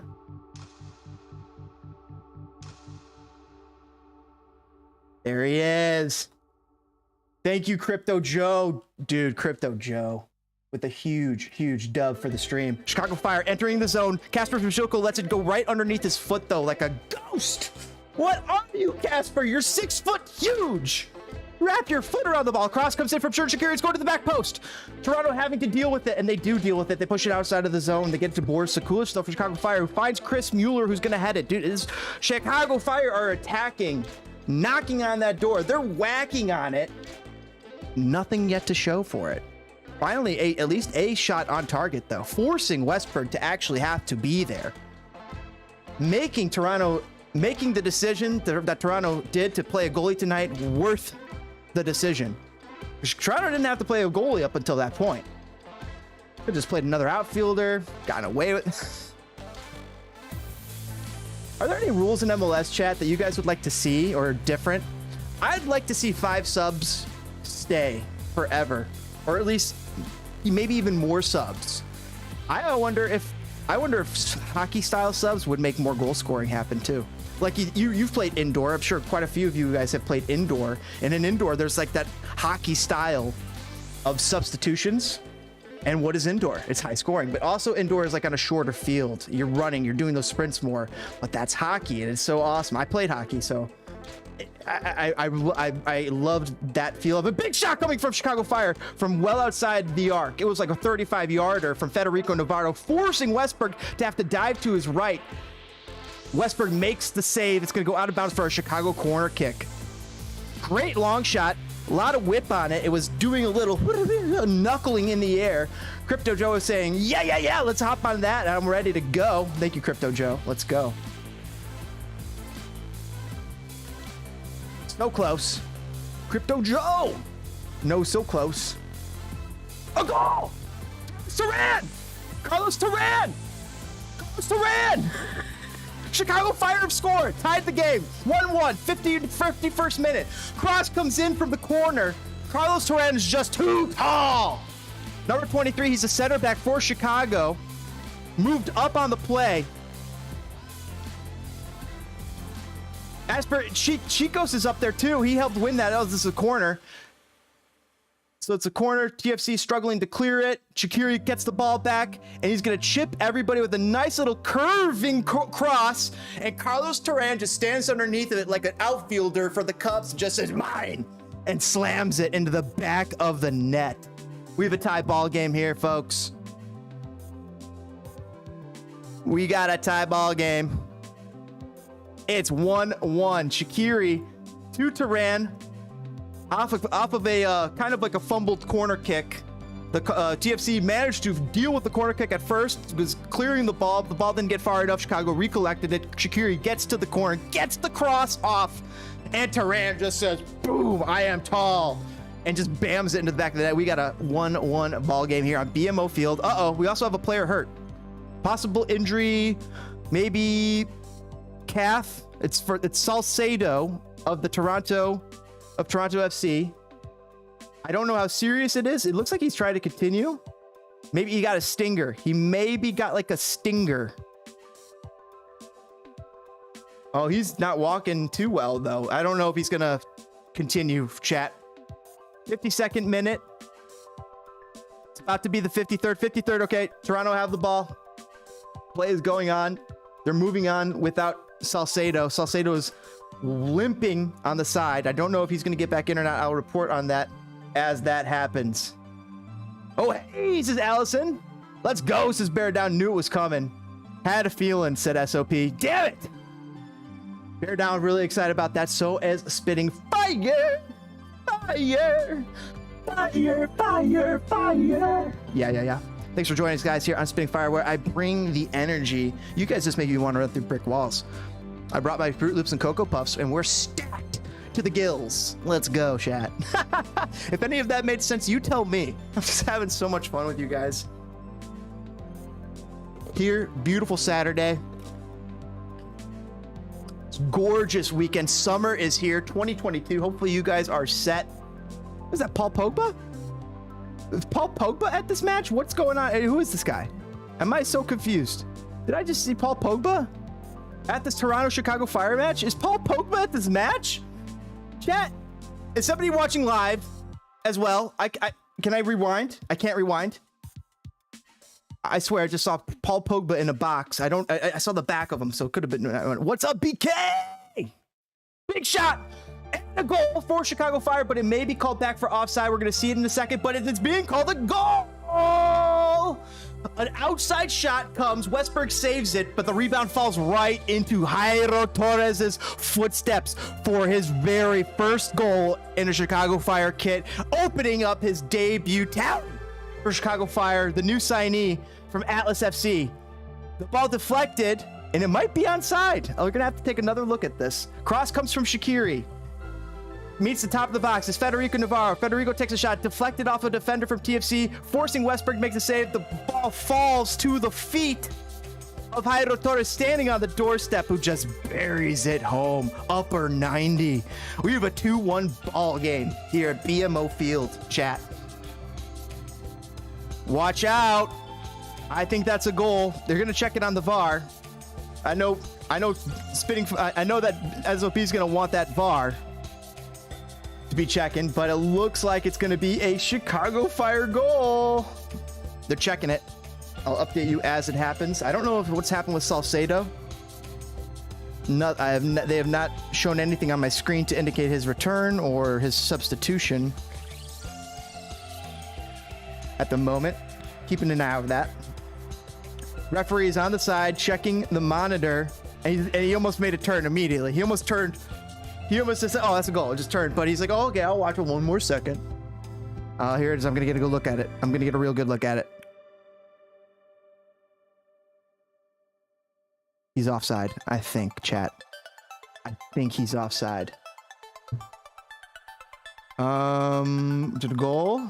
I don't want to get TFC's hopes up. It looks like no goal. No goal. No goal.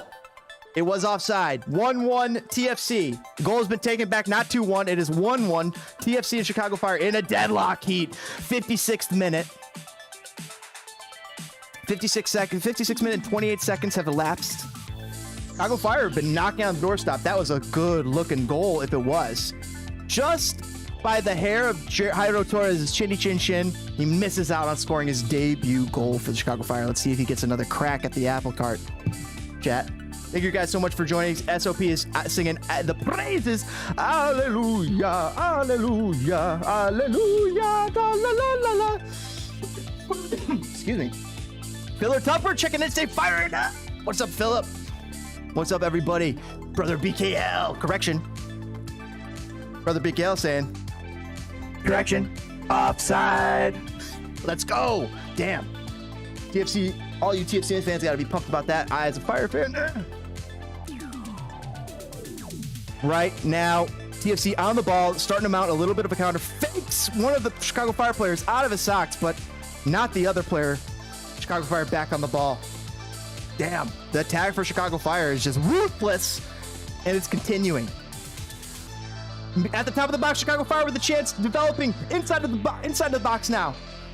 Weak cross by Boris Sekulic, though, leads to TFC clearing the ball. Number 20 for TFC is being whistled. Akinola? Is that Akinola? I can't. Kind of a thick. Akinola, I think that is. Yep, that's Ayo Akinola. Oh, I can just go down here and check the numbers. I forgot about that. That makes it easy, chat. Oh, there we go. Chicago Fire having to defend. TFC with a good shot. Forcing Gaga Slonina to have to dive to his right. 58th minute. But the ball does go out of bounds before it even touches Gaga Slonina. Dangerous little chance there, really quickly developing. Number 11. What? No, it's Jonathan Osorio. All right, that's not Jonathan Osorio. Nelson or McNaughton, I don't know. They didn't update these. Right now, Chicago Fire, Jairo Torres battling out with the TFC defender, Luca Petrasso. Being called for a foul is Jairo Torres. Free kick to Toronto inside of their own zone, deep inside of their own zone. 59th minute, chat. Thanks for joining us here on Spitting Fire, by the way, guys. Greatly appreciate you guys kicking that like button. And thanks to new member, Crypto Joe! Let's go! Greatly appreciate you guys. Thank you so much. Makes me want to run through some fucking walls for you guys. And we got Shaq in the chat. Shaq, welcome back. Shaq. Let's go. I'm saying Chicago is going to surround TFC and just overwhelm them.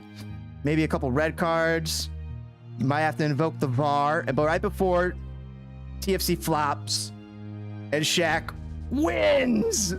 I just told the story in chat. That's how you do it, chat. Chris Mueller looking all around saying, I'm back in Chicago. Well, fuck. Nice little dish. Gets inside of the zone, takes a shot, just misses the net. Great little development by by Chris Mueller. Create a little chance, and it's going to be a corner kick. Here comes Jordan Shaqiri. The man, the myth, the legend of Chicago soccer. Standing it over. About to take a left-footed corner from the right corner.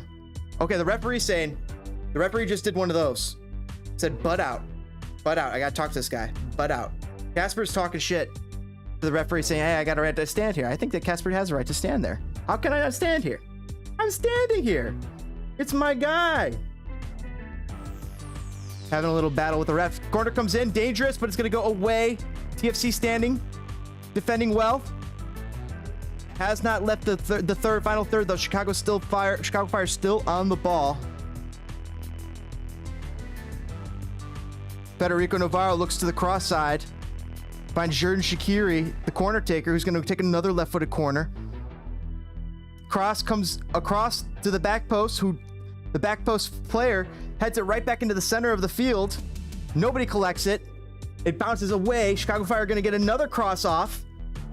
The cross lands at the foot of a Chicago Fire player. She shoots it. It looks like it bounced off of another player, maybe a TFC player. Kasper Przybilko is livid. Absolutely livid. He is screaming at the referees. He screamed at both the AR and the linesman and the main referee, and he got a yellow card as a result. You could see how dangerous. Oh no, Kasper booted that out. But he looked like he might have been fouled. All right, I'm gonna watch Kasper's motion here.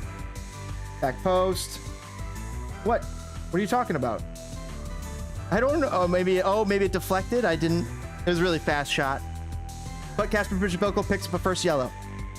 Happy birthday, brother PKL, man. Happy birthday to you. Happy birthday to you. Happy birthday, brother PKL. Happy birthday to everybody else who has a birthday too. Crypto Joe. Dude, thank you, man. Thank you, brother. Really appreciate it. Oh, let's freaking go. Man. Guys. Thank you. Thank you, guys. Let's fucking go. Let's fucking go. Let's fucking go. Let's wrap it. I'm ready for another goal. TFC, Chicago, who's going to get it right now? Right now, there's a corner for Shaqiri. Shaqiri standing over right corner, left-footed. Here it comes. It's low. TFC clears it. 62nd minute. It's 1-1. 63rd minute now. I lost that minute really quickly there, guys. It fell back in the back of my pocket. I lost track of it. 63rd minute, though. 1-1. Toronto, Chicago. Thank you, man. That comment's still ringing with me, bro. Thank you, bro. Let's freaking go! All right, Borsa Kulic with the chance. He's going to whip off a crazy cross. Goes to the back post to Rafa Chicos, who's all the way up there. Of course, it was a corner. And another corner is developed because it bounces off a TFC player after Rafa Chicos' header. Yes, it does. Chicago Fire have been knocking on the door. TFC fans got to be concerned. This possession, it's lopsided, and not to mention the area of the possession is concerning because it's not just possession inside the middle third of the near the Chicago Fire's half. It's in the Toronto C's final third. They are up into their business right now, like a dog. Like a dog, you know how they sniff into each other's businesses? They are involved right now. Chicago Fire involved on TFC. TFC, though, are one counter away from opening it up, as we saw earlier. Toronto is a very good team, I still think. Bob Bradley, very good coach. Michael Bradley thrown to the ground after trying to play defense. I said that would be a problem. Bringing Bob Bradley over to coach Michael Bradley now, I think is a problem. 3 years ago, not a problem, but now it's a problem because you're getting to the point where is Michael Bradley still a starter in MLS? Yes, he is. Okay, shut the fuck up, Spitting Fire. Yes, he is. He's just not U.S. men's national team quality. He's still a wicked, smart, very smart, intelligent football player. But TFC fans, let me know. If you guys could replace Michael Bradley with a younger, new player, would you? Are you guys looking to do that? Or are you still looking to hold on to Michael Bradley for another couple years? Curious to hear, TFC fans. Chicago Fire on the ball inside of the final third for Toronto. Again, dangerous area to be. Cross comes in, finds the head of a Chicago Fire. It's a goal! Kasper Przbilko! It rolls out to Kasper Przbilko after Chicago Fire player headed it down. It found one, couldn't tell who, but it bounces over to Kasper Przbilko, who takes a bouncing, careening shot to put the Chicago Fire ahead, surely, with a 1-2-1 goal.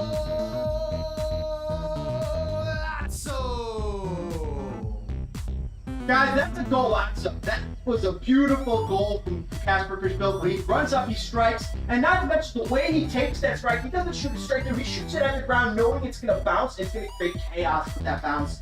It goes right to the top corner, left corner of the net. Westberg is left standing, flat-footed, couldn't move. Chicago Fire takes the lead in the 6th minute. 2-1. Kasper Przbilko finds his scoring boots again. SOP saying no. Oh, like Darth Vader. Just got out here. No. It's a no. Yeah, I didn't know that. Holy shit, chat! I didn't know I was on that screen for as long as I was. I've been sitting here talking. So fucking funny. No! All right, chat, we're back.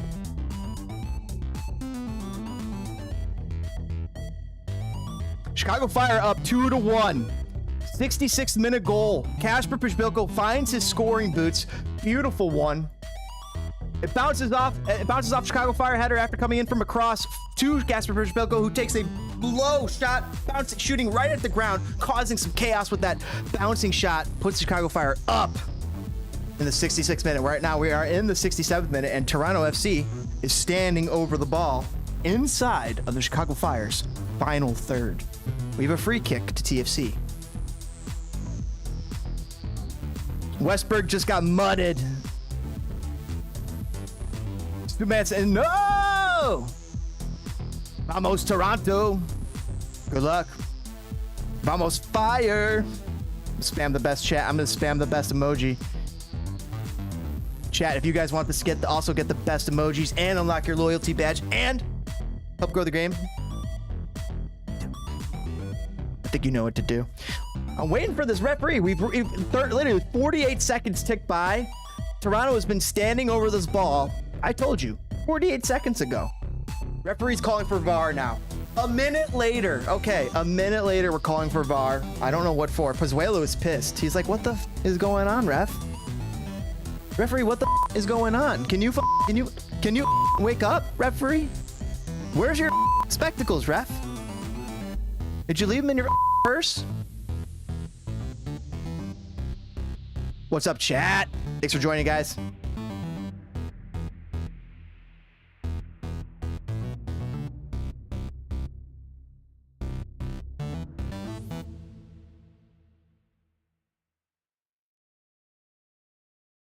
Oh, there was a foul. Federico Navarro just nailed Pozuelo right at the top of the box. It's no wonder they're checking. Join people, just like crypto, guys. Dude, I greatly appreciate you guys considering joining. 99 cents. Pull it out of the couch. Plug it into the YouTube. Enhance your YouTube experience. Change your life. Change mine. It means a lot to me. Makes me want to run through fucking walls for you guys. Makes some of the best content on YouTube. We got some fun stuff for you guys. Check out some, and also different tiers, different stuff that unlocks. Superpowers. Do you want your superpower? You don't? Your funeral. I'm loaded. I got 5.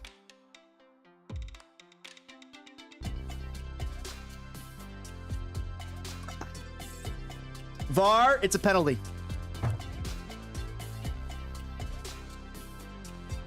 Oh, chat! No! It's Ezra's looking confused, just as am I. A penalty has been awarded to TFC. Federico Navarro's laughing. Not literally laughing, he's pissed. Chicos is arguing the case after the fact. He's saying, what? What? This is what Captain Chico said. Oh, he's in the box, chat. His foot's in the... Okay, so this is a tough call. Pozuelo's foot in the penalty box. The ball outside of the penalty box. Where's the spot of the foul? I think it's his foot. Pozuelo's standing over it. 70th minute, 30 seconds have gone by. Number 10, Alejandro Pozuelo, standing over it. Sounds like they're about to score. Penalty. VAR for what? Oh, VAR, fucking fire. And it's a goal.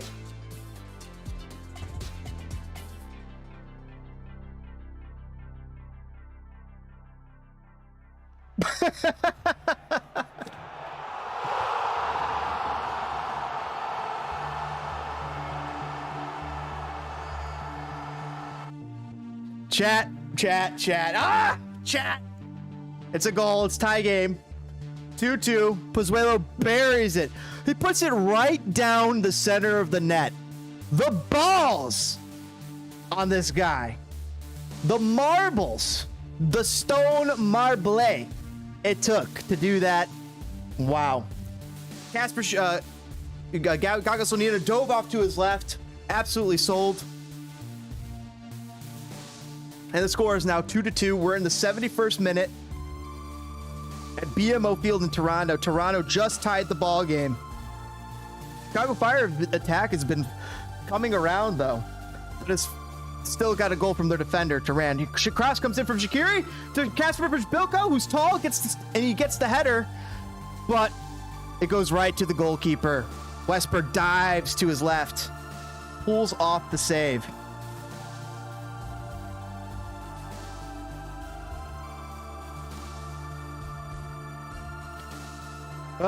Chat. As Sons of a Pitch is fucking stoked about that. Ah, damn it. Let's get that. Let's get that. I've got to whip the fire out. Gotta spam those fire emojis. I gotta spam them.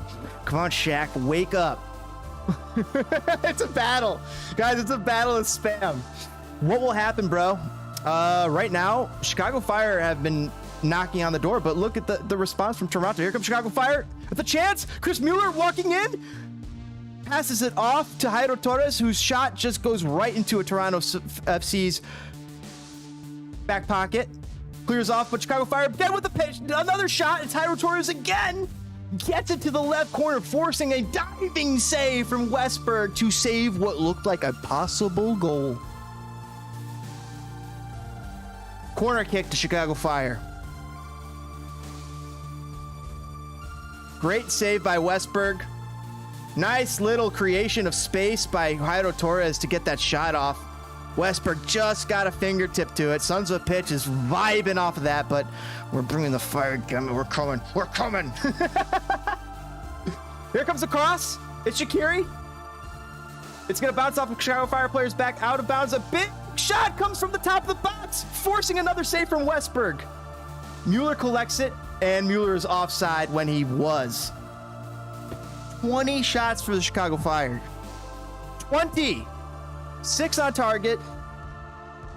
59% possession. Uh-oh, referee's writing something in his little book. Is it about Shaqiri? What? Referee, what are you writing in your little book? Oh, referee. Oh, referee. Dude, I'll get my kids on it, bro. Don't challenge me. No! The spam. I'm Discording in your post-game call if you're having one. Yeah, sure, man. I am in. I'm on it right now. That sounds like a blast. I don't know if I'll make another stream or if I'll just cut it from this.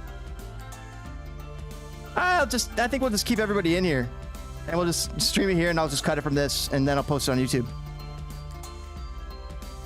Yeah, he was in the box. So, I mean, like, the pen shout made sense. Oh, he's bringing... Damn it. Chat. No. We're having a battle. All right. It looks like Torres just got subbed. Something happened, chat.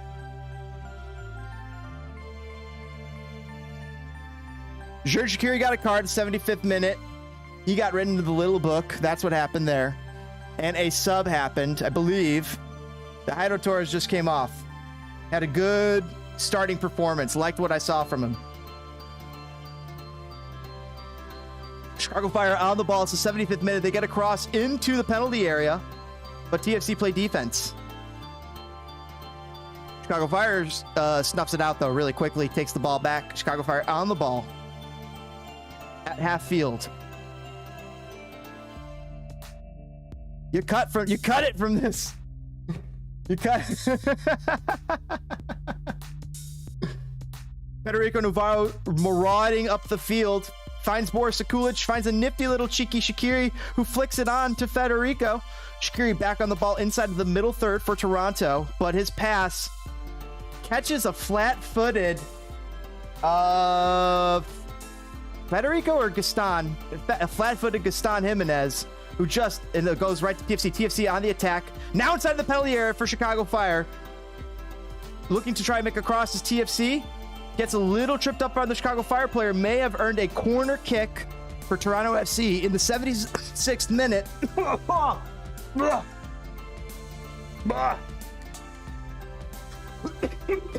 Good gracious.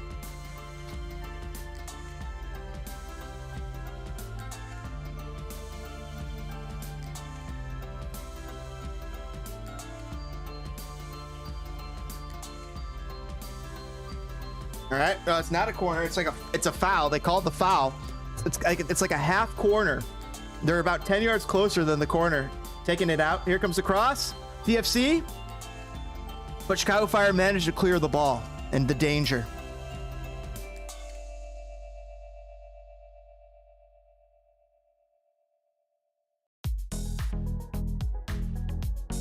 Thanks everybody for hanging out here on Spinning Fire. Bruno, Sumath, Nightbot, SOP, all you guys, PG, Bear Down, Brother BKL, Crypto Joe, Rickett shot from Gibbs to TFC. It might be a goal. Oh my God. Pazuello with a goal of the season candidate. Oh my God. He shoots, he scores. Golazo.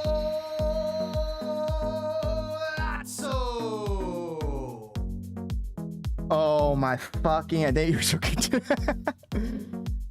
That's funny. Pazuello takes a wicked curving shot. It hits the upright, bounces back, hits the back of the goal, inside of the goal. It's in. And then pops out after hitting the bottom of the goal post. But it's the top of the goal mouth, goes in, hits the back of the goal net like there's a little bar on the ground, bounces right out. Incredible shot by Alejandro Pozuelo. TFC take the lead in the 78th minute with an incredible effort from Alejandro Pozuelo. He is also tired. Pozuelo's pulling himself off. He's asking to be substituted right now. I just saw him motion the coach. He's motioning to his lungs and to his chest. He's saying, get me out. I need to go. I'm done. And he's telling the team they're going to sub me out. I'm cooked. Incredible goal from Pozuelo. Ali saying Toronto till I die. Easy money. Easy money to TFC too.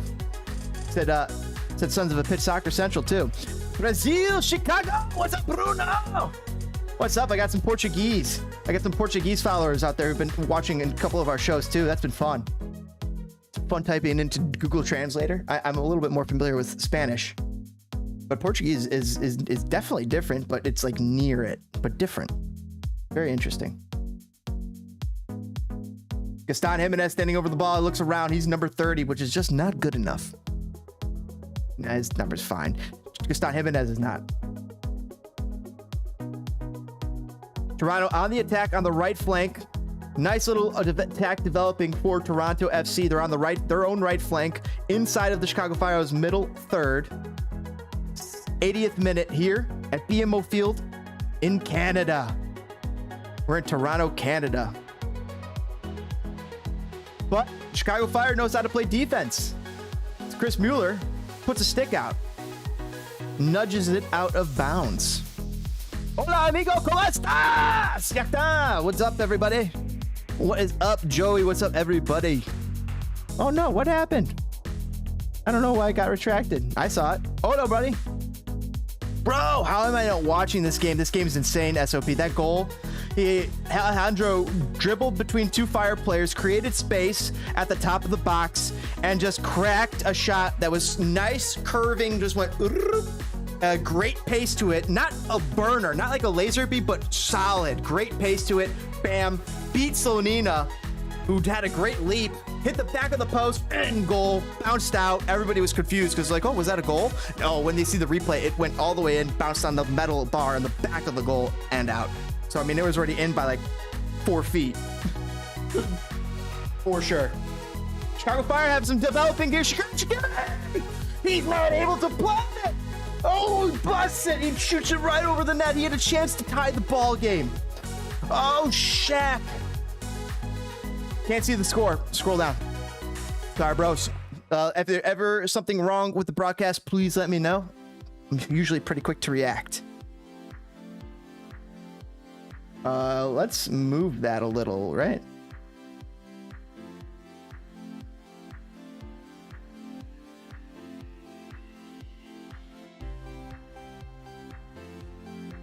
Yeah, no, I like that.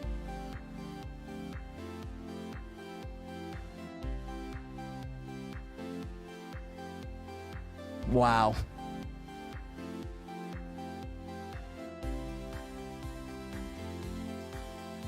There we go. There we go. Sorry. All right, Bob Bradley standing on the sideline. It's the 82nd minute. Westbrook's about to take a goal kick. We got to put a substitution. It's Priso coming in for Pozuelo. Ralph Priso is coming on for Alejandro Pozuelo, the goal scorer, who's got the game-winning goal at the moment. Toronto, love you forever. SOP loves that. Yes, Suman. Yes. I'm saying no. Well, maybe, yeah, actually, yeah. Yeah, I don't mind it. Just hopefully Chicago Fire forever, too. I got a shot from Chicago Fire! That's off the brick at the top of the post! No goal! It bounces off back to Crest for Bilko. Oh my gosh, I can't believe they did not score a goal there. The shot rang off the top of the post, bounced off. Wide open, it looked like it was a goal. Play on, Chicago Fire still in the ball, still inside of the penalty area for TFC, causing problems, causing havoc, causing chaos. Federico Navarro looks outside, into the corner now with Chris Mueller on the left side for Chicago, left flank inside of the final third. Now in the penalty box, Chicago Fire gonna look for the cross, but Michael Bradley is just standing there bald. And he's able to stop it with the power of Michael Bradley. A shot comes in, but it's stymied by the Toronto defender. Shot blocked. Turan in a foot race now with the Toronto forward. A one-on-one situation developing. It's gone to the corner, and it's okay now. It's calmed down. Chicago Fire with the ball. They're going to let the ball roll out of bounds for a goal kick after a strong little return to defense there by Turan to make sure that to prevent the Toronto counterattack right after a very scary chance from Chicago Fire here in the 83rd minute. SOP saying it's our night. Let's go Toronto. Oh, that's a beautiful score. Thanks for scrolling down. Sorry, brother. Sorry that I didn't have that right, but cross comes in for Chicago. How did he miss? How did he miss? Oh, fucking get out. Oh, what did you do? Just put a fucking... Just you have a stick. You have a stick at your foot. Just put it out. Oh, man. The Chicago Fire player just missed. Looked like a possible goal. Great little cross coming from the far side, but it's going to be a huge throw coming now from Charles Duran coming for the right flank. Let me catch you guys up. It's right flank. Throw coming in because the ball bounced off a TFC player. Here comes the throw. It's like a corner. There's a battle going on right in front of Westberg. Another cross into the zone. Chicago Fire still on the ball inside of the middle third for Toronto. Okay, let's calm down. Chicago Fire now in the final third, and they give the ball away. They give the ball away, but they take the ball back. They take the ball back. There's some defense going on. There was a great little defense going on with number 47 and Chris Mueller having some awesome little display. Like Chris Mueller and number 47 had a great little battle there. Yes, today, Toronto's day. Says Sir Math. I hope not, chat. But for your bet's sake, good luck. But let's go! Come on, Fire. Come on, Fire. You can't get the bed. All right, Chicago Fire on the attack. We're bringing the noise. We're bringing the chaos. We're getting loud. We're getting loud. It's the 85th minute. Chicago Fire on the ball. Cross comes in from Boris Kulik. It's going to go all the way over to George Kiri now on the other side of the field. He flips it a run. It's going to fall to another Chicago Fire inside of the middle area just in front of the goalkeeper. But too many bounces. It's going to go out back to Kiri on that corner. Another curled cross. Chicago Fire players battle for it, but miss. It's Fabian Herbers. He just battled for it and just missed it. TFC playing strong defensively at the moment, needing to do so in order to get this win. They're going to have to ride this out. 4 minutes left in the game before extra time is known. By the way, guys, thank you for kicking that like button. It's very free, and it very much helps burn down the YouTube algorithms. Be a pyromaniac and do it. Greatly appreciate it, guys. Thanks to Crypto Joe for joining and becoming a member today. You can too. 99 cents? You can pull that out of your couch. And you know what it does? It helps grow the game. Makes me want to run through walls for you. Also gets you involved in the future contests and giveaways. All future contests and giveaways on Spitting Fire will be for members only. Whatever membership tier you are. Brian Gutierrez is going to be coming out for Chicago Fire here in the 87th minute. Toronto up 3-2 at BMO Field in Toronto. But here comes Chicago Fire young gun, Brian Gutierrez for Federico Navarro. Offense, Chicago Fire go from defensive to offensive with that move.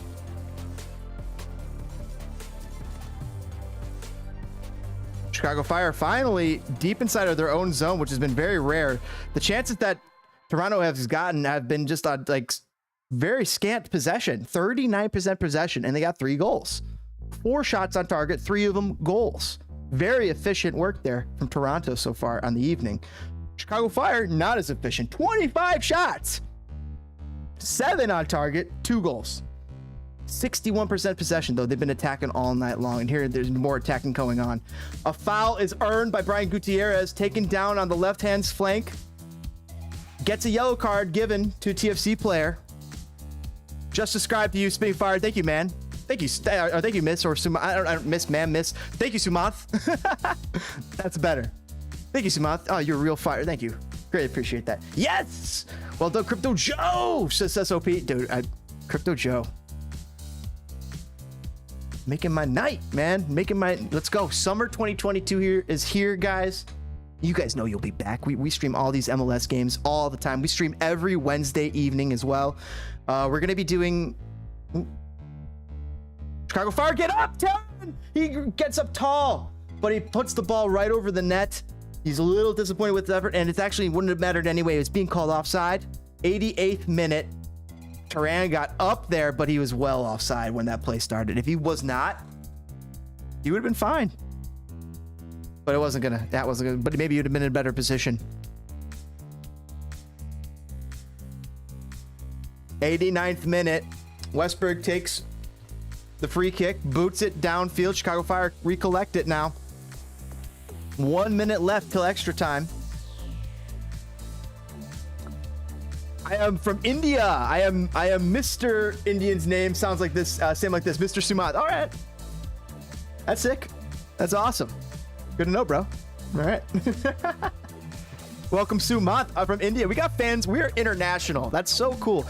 It's something Pitch can relate. It's so crazy when you can talk to people from Scotland, from India, from Brazil, from all over the world, not just America, not just Illinois, Chicago, Michigan, Canada, New York, California. It's amazing. Kansas. That's so cool. That's something so cool about the little community that we've built here on Spitting Fire. Thank you guys for being involved in that every step of the way. On our 4 years of building this up, it's been incredible journey. 5 minutes of stoppage time are being determined. 90th minute, Chicago Fire on the ball have 5 minutes to try and tie the game up and ruin all your bets. Ruin them. Ruin it. Take it out back, and burn them. It's a fire. Chicago Fire, that's what they do. What do you expect? Make some good firewood out of those bets. When you're camping, I'm just ribbing you. Toronto's in the lead right now. We're desperate for a point here, Chicago Fire. Ezra's job might be on the line. I mean, Georg Heights too. The Chicago Fire are desperate in last place. But can't beg for a win. You got to go earn it. And this is not a win's coming here unless they got a miracle playing. Cross comes in for Chicago Fire into the zone. Chicago Fire are playing headers with TFC. A big shot comes in, lands at the feet of a Chicago Fire player who rips a shot. It's Fabian Herbers, and it careens off a TFC player out of bounds for a corner kick. 91st minute, 4 minutes left in the game.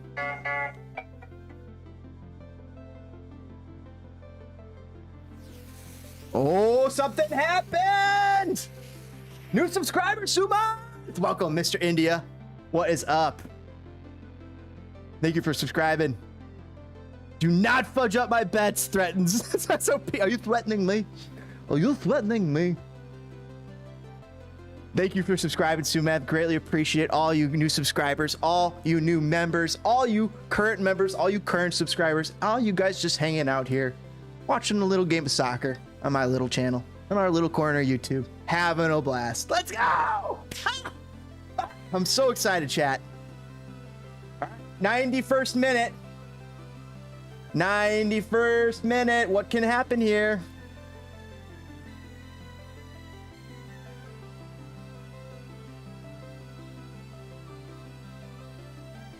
Let's go, Chicago Fire. Turn up the heat. Oh, TFC take the ball back. 92nd minute, and they're going to get a nice little pass. Turan, though, is fast. He catches the ball, sends it the other way for Chicago Fire. He finds John Jader Duran, who just came on. Loving it.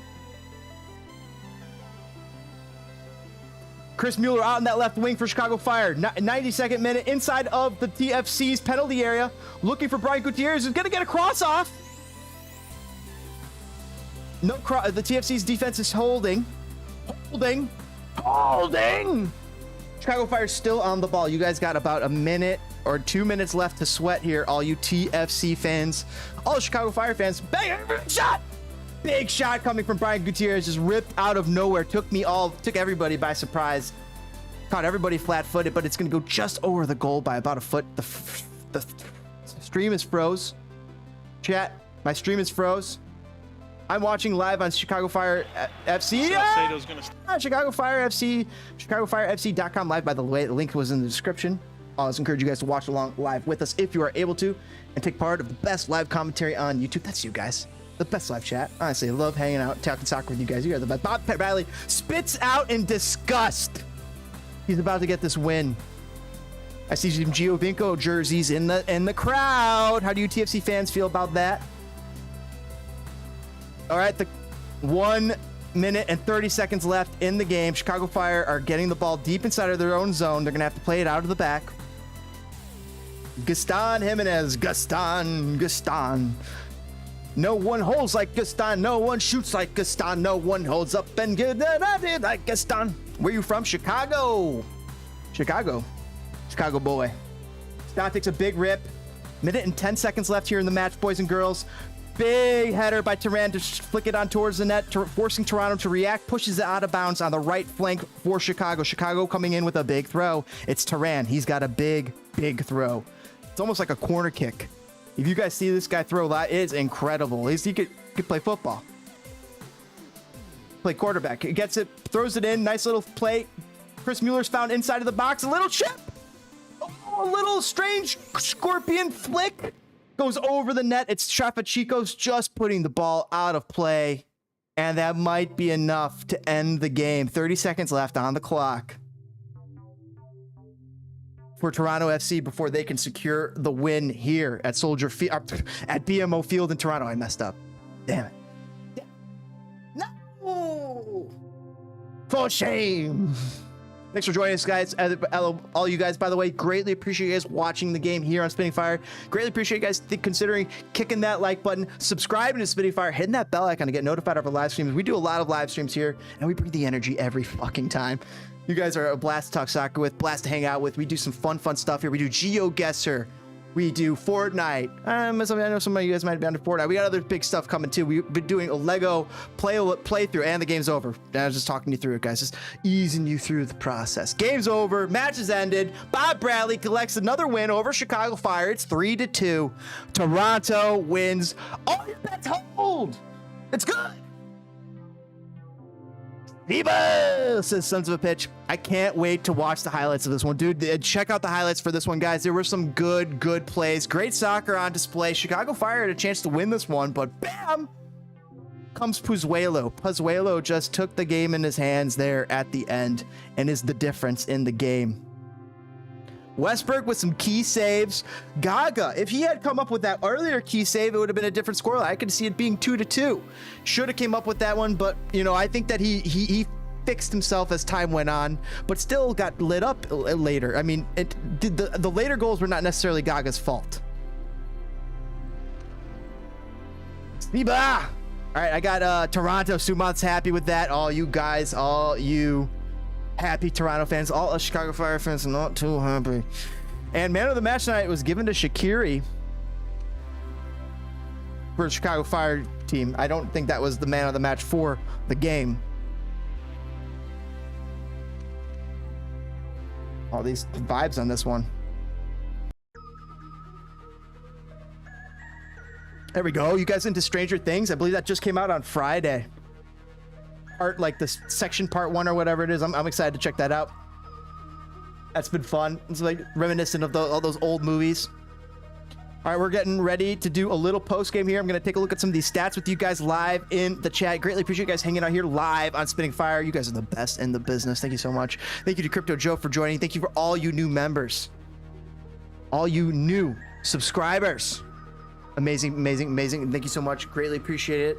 Thank you guys for coming and hanging out here. It means a lot to me. It's fun talking soccer with you.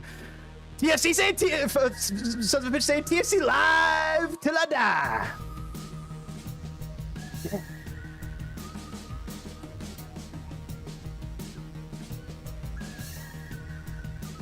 Well, Fire fans, MLS fans, TFC fans, soccer fans. Chicago Fire lose a good match. TFC with a come-from-behind victory. It was fun to watch. It was fun to hang out and talk soccer with you guys. I had a blast.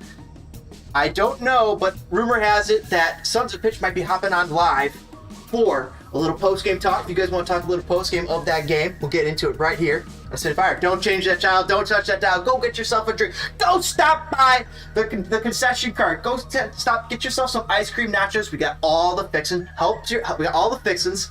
Help yourself. Don't be shy. Get yourself a drink at the bar. Stop by your locker. Pick up your track jacket of your choice of team, whether it's TFC, whether it's Miami, Inter Miami, whether it's Chicago Fire, whether it's Manchester United. I don't care. If it's the wrong crest on there, just go talk to the lady in front. Talk to her. We'll get her taken care of right away, real easily. But get your blazer, get your match day scarf, and let's get into it, guys. Disappointing day for Chicago Fire at the office, but not so for 3FC. That said, Chicago Fire did score, so there is some things that you could look upon in a positive light in this game. Chicago Fire have been recently, all season, they've been struggling to score in the run of play. Today, 2 goals in the run of play. Last week, 2 or 3 goals in the run of play. Finally, we're getting more goals in the run of play, which is what we needed to see, which means the offense is starting to figure itself out. Also, what coincided with that was the arrival of Jairo Torres and Chris Mueller. Finally, 2 super caliber MLS level wings. Not just MLS capable wings like a Fabian Herbers, who has been MLS capable wing, but a MLS super wing with Jairo Torres, who honestly was changing the game every time he had the ball on that right wing. Loved what I saw from him. And Chris Mueller. I love having Chris Mueller back on this team. I think he brings a lot to the Chicago Fire. Let's know what you guys think in the comments. Yeah. Next match, sure, I will join for I will join from India. Let's go! India Kamataka. Gotta go play volleyball before dark. I'm being hounded. Got my post-game invite. Great show. All right, TS. All right, Toronto Sports Insider. All right, Suns for pitch. Soccer Central. We'll catch you on the next one. No worries, man. Thank you so much, dude, for popping on earlier. It was a blast. I love it. And go do that. That's gonna be a fucking blast. Go before it gets dark, guys. I think we all should do the same. Go and enjoy your rest of your weekend. We've set the tone. We've brought the energy.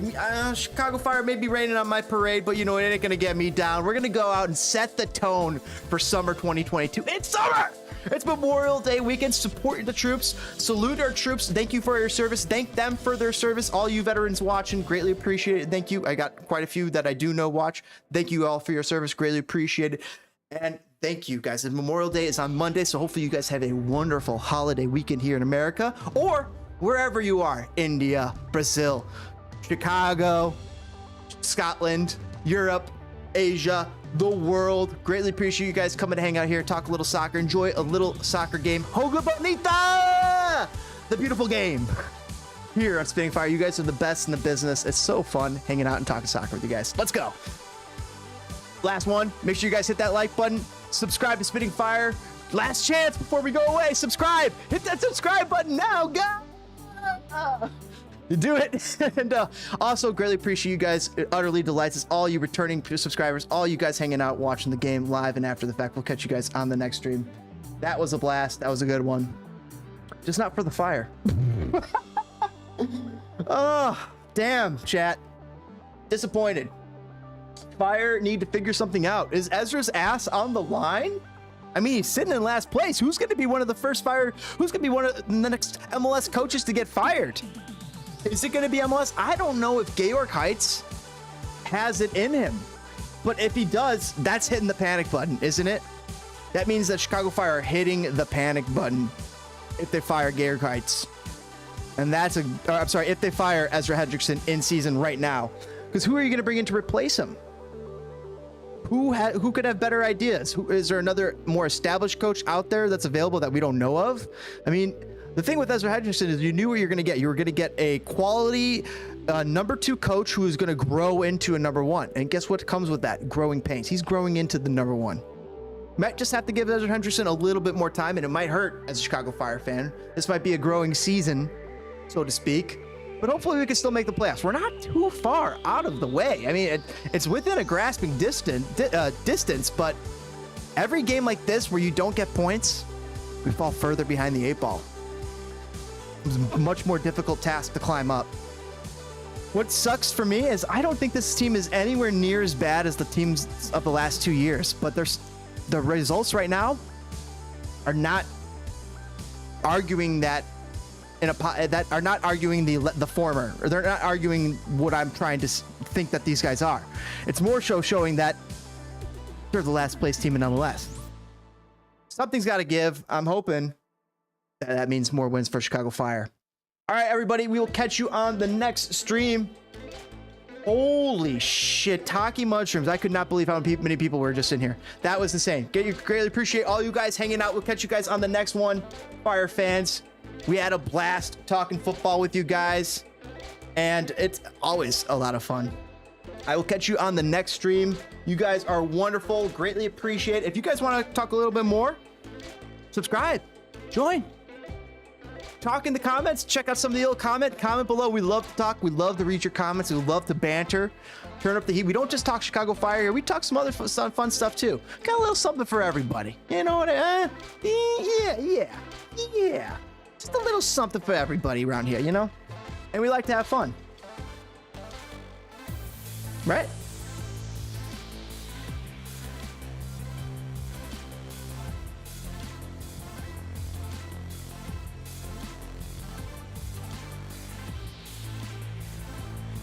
Gorgeous. All right, guys. Greatly appreciate you guys hanging out here on Spitting Fire. We'll catch you on the next one. Let's go, Fire fans! Dance contest? Close out the stream. We're gonna do a little GeoGuessr. If I see 5 GeoGuessers comments, I'll play some GeoGuessr before I close the stream. Just let me know. Time limit though. Maybe one more song.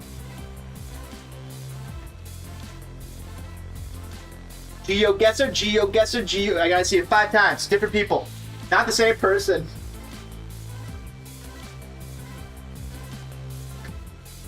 I played Fortnite GeoGuessr the other day. It was awesome! That was a lot of fun, guys, too. I love GeoGuessr in general, but playing Fortnite GeoGuessr was like, holy cow! This is really fun. It's so fun. You can do football stadiums, soccer stadiums, all sorts of spots with GeoGuessr. It's really cool. A lot of fun. Like a Google Maps guessing game. As I just dance here in the middle of Fortnite Island. Or just trying to not get my feet wet. You'll get that chest over there anytime. Don't worry, I'm safe. Nobody sees me right now. The storm is, I think, closing in on me over here. I think we'll be okay, chat.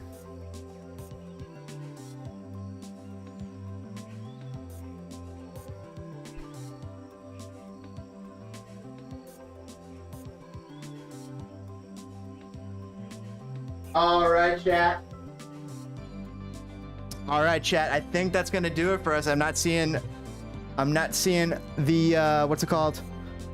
The request for the GeoGuessr. So I'll be closing another stream. You guys have a wonderful weekend. Go set the tone. Go enjoy your loved ones, your loved happy people. Go get outside, hopefully, and you get. It's gonna be beautiful. Great weekend here. We will catch you on the next one. We're live every Wednesday, as well as most Chicago Fire games and other games too. We did a lot of the championship finals this week. We did Champions League final, and we also did Europa Conference League final earlier in the week as well. Those were a lot of fun, hanging out with the chat, watching some championship level football. Championship, not English championship, just like championship. Like these were the finals. It was the end thing. It was Super Bowl of football, of soccer. It was awesome. Greatly enjoyed our time, guys. All right, all you guys, we will catch you on the next one. Have a great weekend. We'll see you soon. Summer, at least here in America. Let's go. I'm fired up. Yeah. All right, guys, thank you so much for watching. Greatly appreciate it. We'll catch you on the next one. Oh, it's over. We're back. Oh, man. I literally was about to close. All right, you know what? I'm just gonna go ahead and say, man, Ezra out, man. You're done? Okay, let's get into it. All right, well, I'll clip this and send it out to viewers. Wow, you're done. how can you dominate the whole game and not come out with a win? And it's everything starting to unravel. Not only Ezra can't play offense, he's starting to lose his defensive posture that he built so much in the first few games of the season. That's a good point. Like literally the past 2 games, we let up 3 goals times 2. So and earlier in the season, we were doing great defensively. And another thing too is that this team's not even disciplined. Really? Come on, Navarro giving away a penalty, the 3rd goal, nobody bothered to close down Pozuelo for that out of box. Come on. That 3rd goal, Pozuelo, that was a beautiful shot from him. But still, where were the Fire defenders? Yeah, they were just staring at him like, okay, well, this guy's gonna take a shot. He's not gonna make it. BS. It went in. I think honestly, I think I'm done with Ezra. It's the same thing every week. Oh no, we had injuries. Other teams have injuries. They manage, they win. The one thing Ezra is stubborn. He doesn't want to change formations. He doesn't want to change mentality. And that's the problem. That's like if you're playing Football Manager and using the same tactic, you're not going to get far. They're going to figure you out. The CPU is going to figure you out. Right, you need something. You're right. You need like a not necessarily a home and away mentality. I don't know. At Football Manager, I find that if I have a home mentality and away mentality, I have more success. But we need to see that. And the thing is that the fact that me and you know that, and he doesn't, or he's just too stubborn to change it, that's a lot of red flags there. That's like saying, I'm not going to change. I'm just going to keep doing the same thing. I don't care what happens. He's literally captaining the Titanic. The statistics were nuts tonight, DPG. The Chicago Fire on 63% possession had 32 shots. 32. And I don't know how much say he has in bringing in some of these guys, but Shabilko is starting to look like a bust. I'm sorry to say this, but he's starting to look like a bust. I know he scored today, and I know, fine, he got a goal, but other than that, he I don't know what's going on with that guy. That guy can't score. I didn't feel like he really helped the offense when he was out there, despite the fact that he scored. I know what you're saying. And as soon as you got John Jader Duran out there, it seemed like things were working a little bit more smoothly. But because he's faster, he's more spry, he's younger. I don't know. He just covers more ground than Kasper Przybyłko. It's because on top of that, Shabilko cries for stupid things like, "Oh no, he touched the ball, it went out of bounds." Like, dude, the ref called it right. Just let it go. Stop crying about it.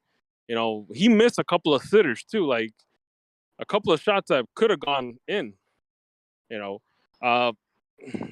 personally, like I said, I think we made a really bad mistake getting Shabilko.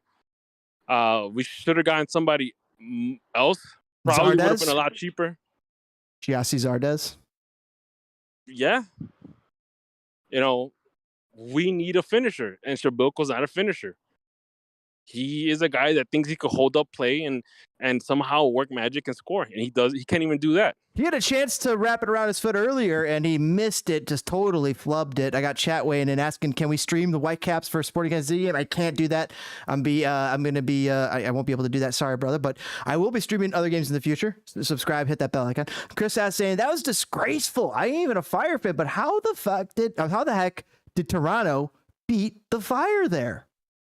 And that's the thing is that 37% possession, DPG.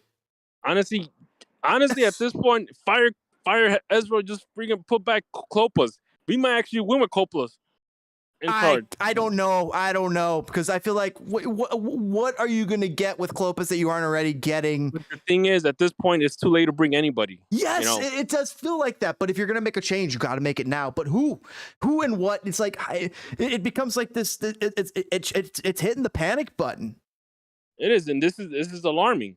You would think that, hey, there might be a formation change. Hey, we might do something different this game around because we're expected to win. Maybe we could change up the formation. Maybe we could get a striking partner for Shabilko. That might help him. No, do the exact same thing over and over again, And it's when you do the same thing over and over again, people figure you out quickly. And that's exactly what Toronto. The fans disappear. They stop watching. You know, They get angry. They get disinterested.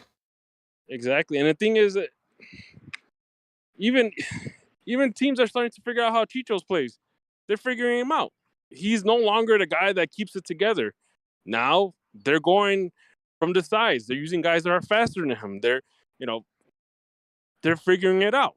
The frustration that you see on Chicharito's face these past 2 games, it's crazy. It's like, hey, and he cares. He gives a damn. He wants to play good, but he was smacking himself in the face.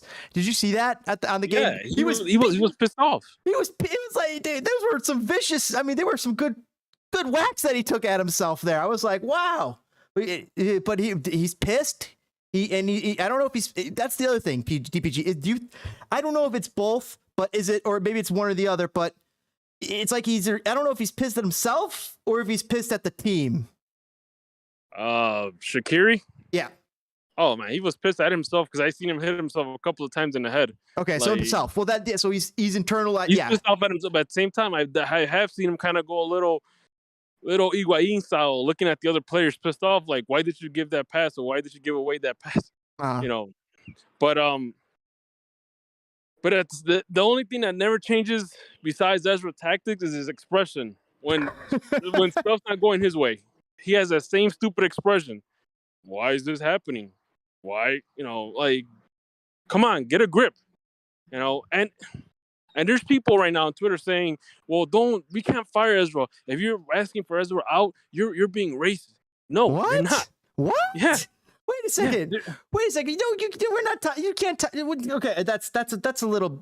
That's weird to me. Like, why do they got to make it about that? Because this is about the fire. This is about winning. This is about winning. And look, and the thing is that if this was the Premier League, if this was even the championship team, Ezra will be gone by now. Because those guys, their patience stick is not that long. Well, they're at the relegation. Their ass is on. Not only their ass on the line, but the team is on the line in a certain capacity. Exactly. I'm sorry. And that's the thing. I think the Fire need to get that mentality. Like, hey, let's put that. Just pretend that you're in a relegation battle, or something. Something that will fire you guys up. It's hard to, though. It's we've read some of these players like Omar Gonzalez. I remember reading how it was so hard for him to get up to play some MLS games because he just felt there was not a lot of stakes. Yeah, and that's the thing is like at this point, like, people will go on Twitter and say, "Oh, we can't, don't say Ezra out." If people say Ezra out, that means you're being racist. It's not. It's what we're seeing. It's the fact that we're not winning. I mean, how many losses do we have to take before people realize, you know what? I think it's time for us to leave. That's really DPG. That kind of makes me upset. That's like really unfair of people to like go. I don't know. It's really unfair to go to people because here we are. We're giving this guy an honest chance to try and be successful with the Fire, but at some point we have to call we have to pull the plug on it. And when you go to pull that plug, it's like a loaded plug. Come on, like. Yeah, and the thing is, we I think at this point, Ezra has been given probably one of the much better squads that we've had in the past couple of years. I don't even think it's arguable. I think that he's been given the best squad of the last 2 coaches. Between him and Wiki and Pano, he has the absolute best squad right now. It's the best squad that the Fire have had in the last 7 years. Exactly.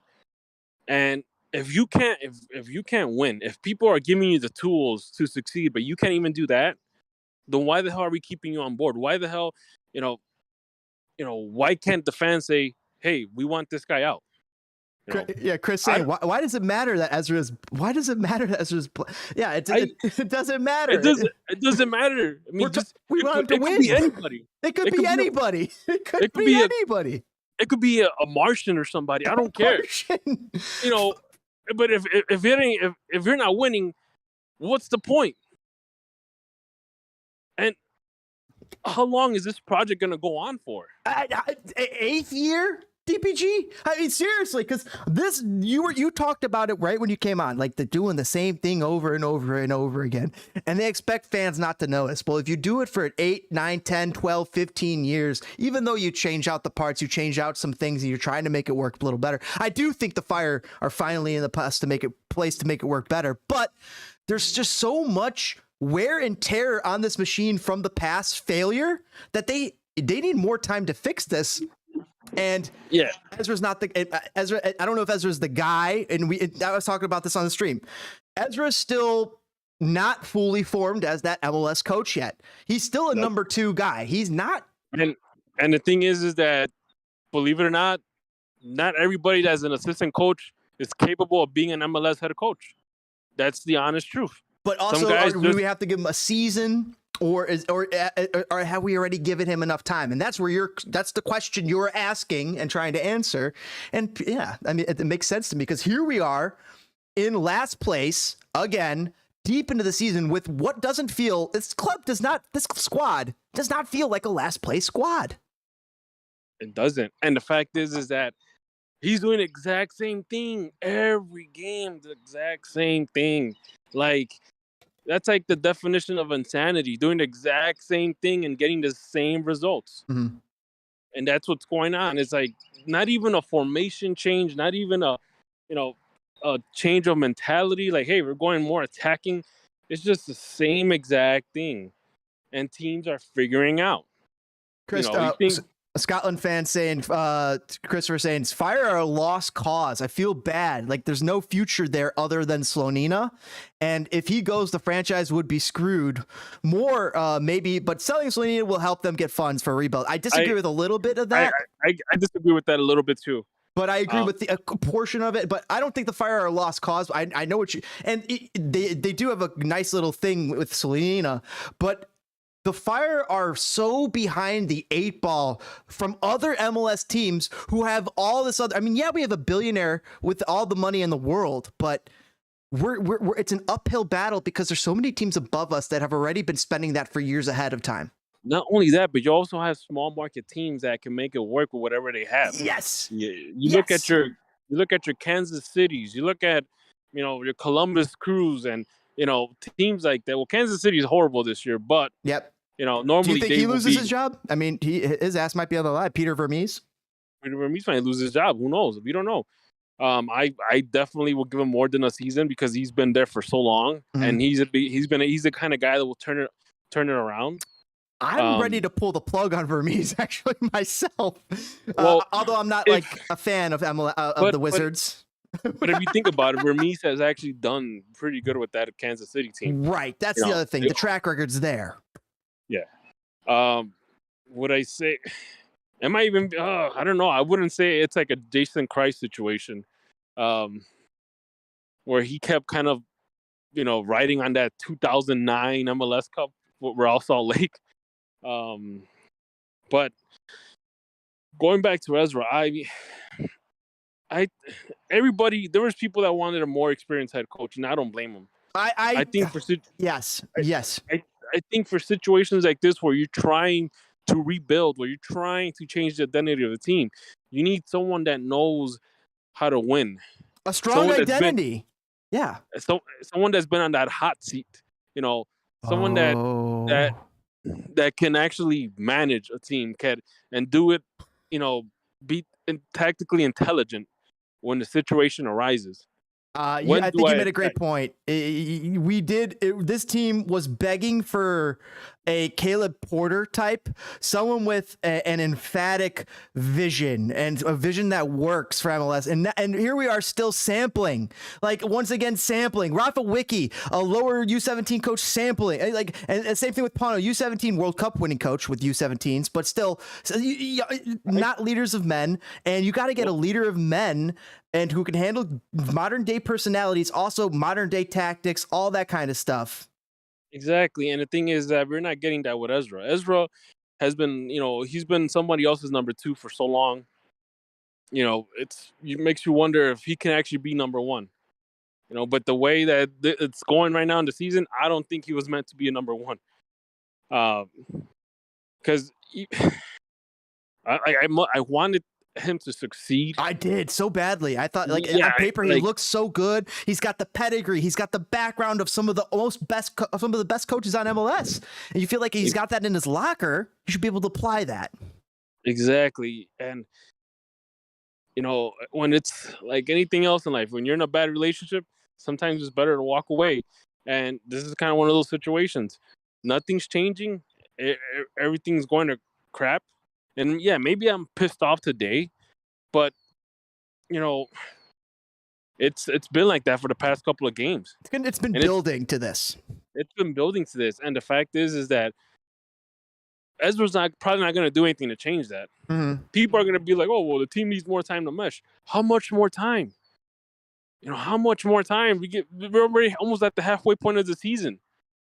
How much more time do you want to give? Yeah, that's the question. Damn it. And that's this season is a done season. It's a sacrificial lamb of a season, and it's lost, and you're letting Ezra establish his identity, or you can't deal with this failure anymore, and you get somebody in here who could get this top 10 MLS squad or a top 15 MLS squad cooking like a top 15 MLS squad. It's not cooking like a top 15 MLS squad. And I guarantee you this squad is so much better than the 11th place Fire squad that was here last year. It's just so much better. Exactly. It doesn't make sense that it is this bad.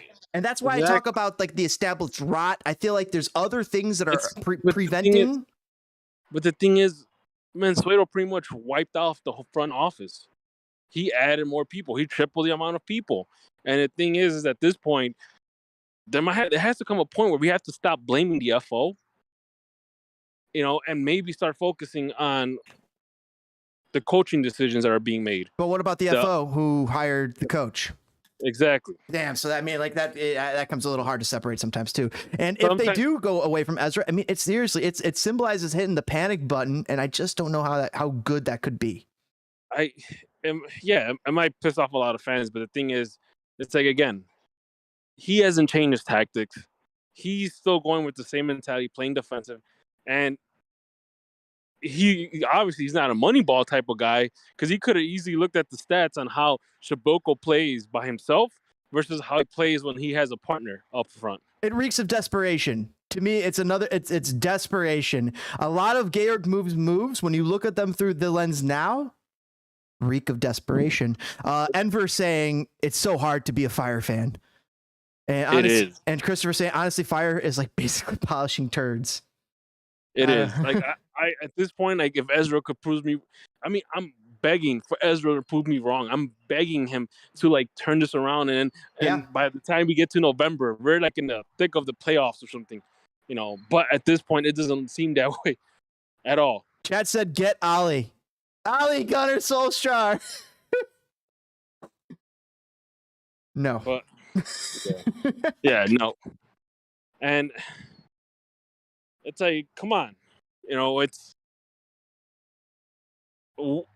it's scary, the fact that our GM is clueless on what goes on in this league, because I saw better deals being made for attacking players. We saw the deal for Zardes. I'm hammering home what you're saying. I'm just hammering on the screen. Keep going. It's like, come on, he got him for half the price, less than half the price we paid for Shiboko. And look what's going on. You let go of Jordan Mohalovic, and look what's going on. It's like every player that we let go has success somewhere else. It's like, come on, the GM has to go. He has to get the hell out. We got to get both out. It's like, and I was telling people last year, I was like, we got to get rid of Garrick Heights, and then also he lands Shaqiri, and I start changing my tune. Yeah, but you know, it doesn't. At this point, Shaqiri played a hell of a game. That's fine, and I'm glad, you know, he was able to pull that move. But I don't think that's gonna be enough to save his job, especially if you're at last place and you're paying Shaqiri $8.5 million a year.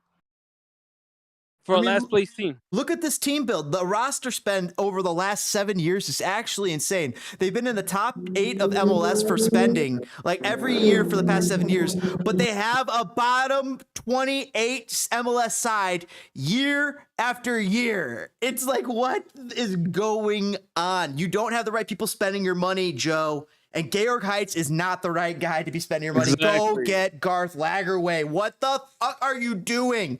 Wake up, get over to Seattle, bring a whole wheelbarrow of cash. You'll probably need 30. I don't know. Just truckload. He needs a dumpster full of cash, which will be multiple trucks.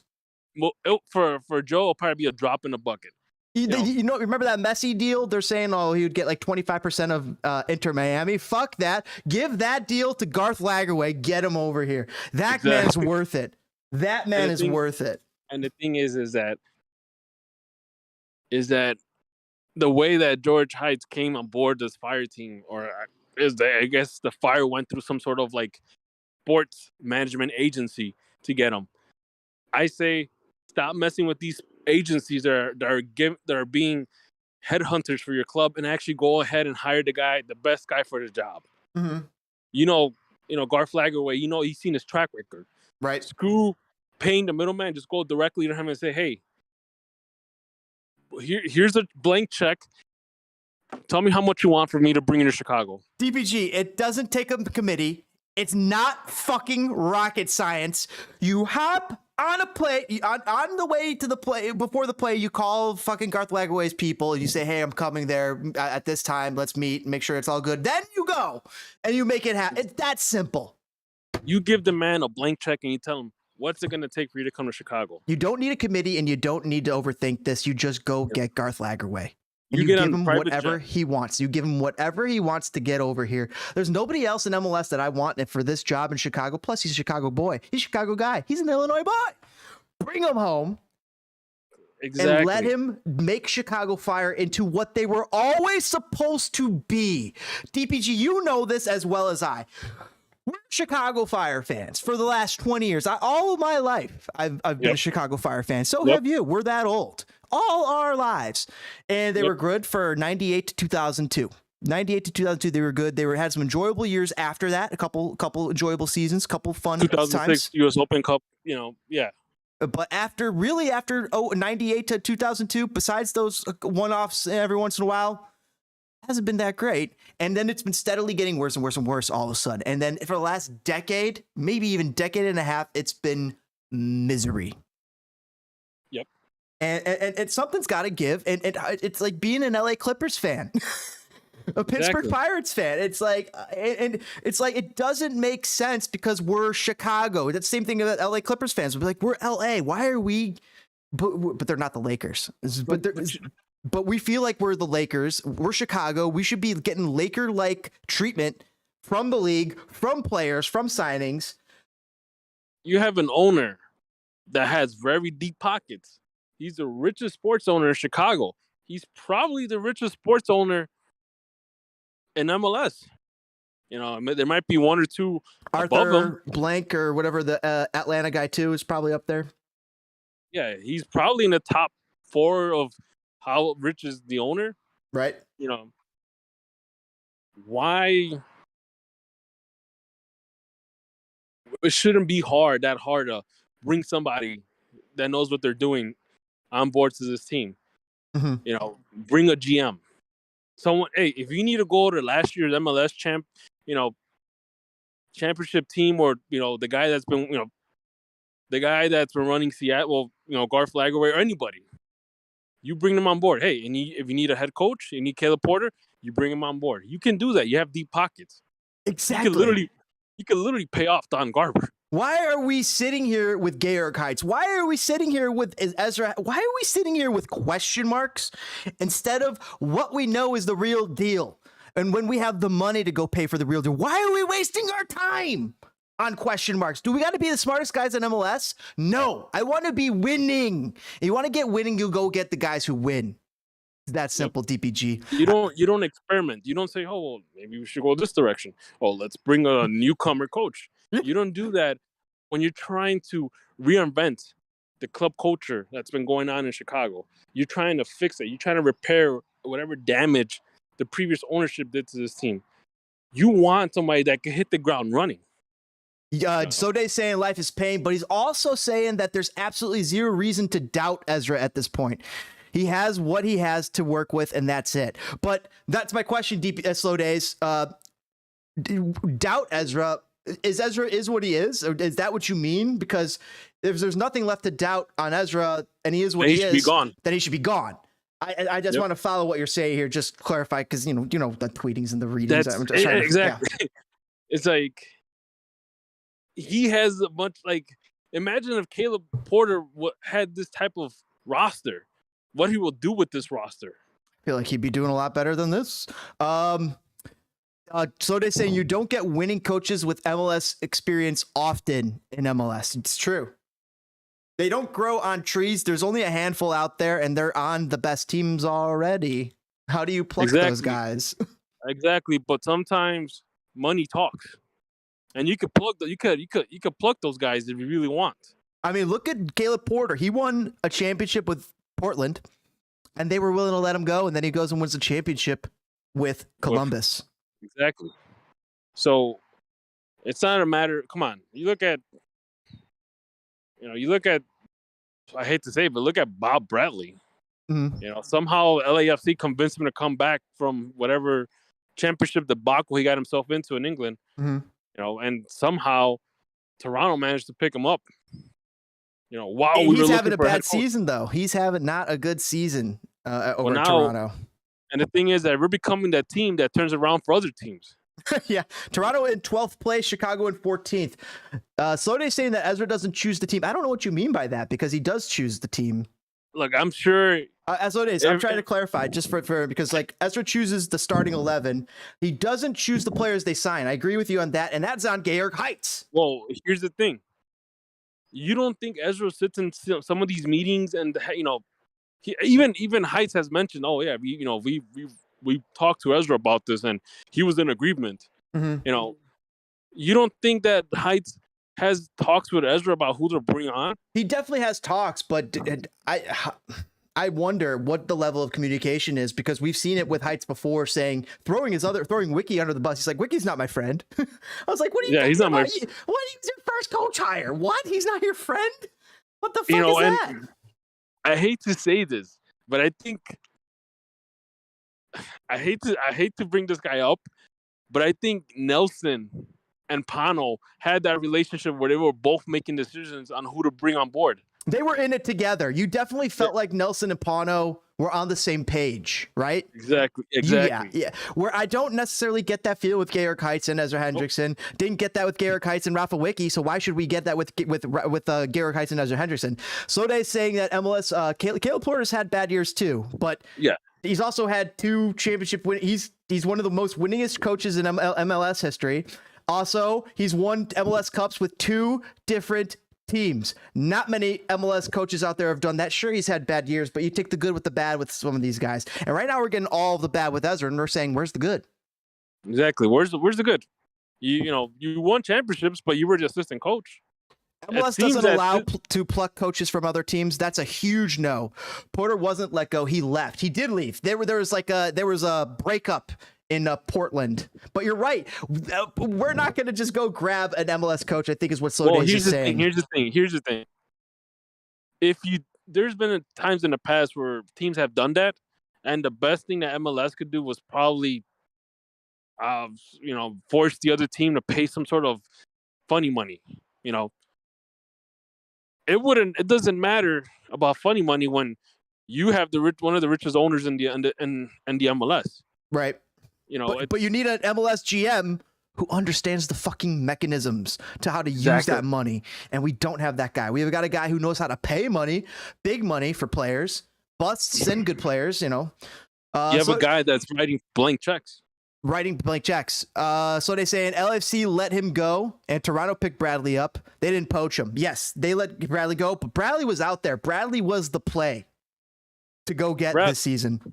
And the thing is that there was already rumors of Bradley going to Toronto even before he was let go by LAFC. Well, his son's there, so it was pretty obvious. But I just said I think that's a mistake to be coaching your kid at that level in his playing career. 3 years ago, I would have been fine with it, but it's getting to the point where Michael Bradley's getting up there in age, and he might have to sit a few more games, and that's a hard decision to make as a dad and an MLS coach. So go over to Chicago Fire. I was gonna say this: slow days. If you're willing enough. If you have the pockets deep enough, you can make stuff happen in the MLS. I think so. We've seen it happen. We've seen it happen with different teams. We've seen teams that have deeper pockets that have gone and done whatever they want. You can't tell me money doesn't talk. Exactly. Because money talks. And we got money. But the other thing is we're not spending it in the right places. We talked about it earlier in the podcast. Why are we spending all this grade A money on second-rate talent or mystery boxes? I don't need a mystery box for $50,000 when I got $1 million and I could go get the best. And I'm getting the clearance to go spend the $1 million. I don't have to spend $50K and have a mystery box coach on Ezra Hendrickson. I'll spend the $1 million and go get Bob Bradley. I will say, I think the smartest move that's been done with this team is probably signing Chris Mueller. Mm-hmm. That seems like one of the best moves. Yes. And honest, maybe Jairo Torres might be a somewhat distant second, but the fact is that we have spent so much money, and the two guys or the one guy that we practically got for free is pretty much performing better than the guys that we paid a crap load of money for. I like Jairo Torres too. I've liked Jairo Torres a lot when I've seen him. You know what I want. Honestly, if I could trade in Shaqiri for MLS players that are proven and can make difference, I was trade him in a heartbeat. Wow, you would trade Shaqiri? I mean, like, there's players out there that would help more. Albert Rusnak, over in Seattle would help. There's a Roldan would help. Zardes would help. A different box-to-box midfielder would help. A better box-to-box midfielder. And again, Shaqiri played a hell of a game today, and no doubt he's really good. But there are times where he kind of just he sometimes looks out of shape. He is not that brilliant attacker that we saw playing for Stoke or for the Swiss national team or for Liverpool, for Bayern Munich. It's like he's only 31 years old? 31. I'd have to double check that. But he's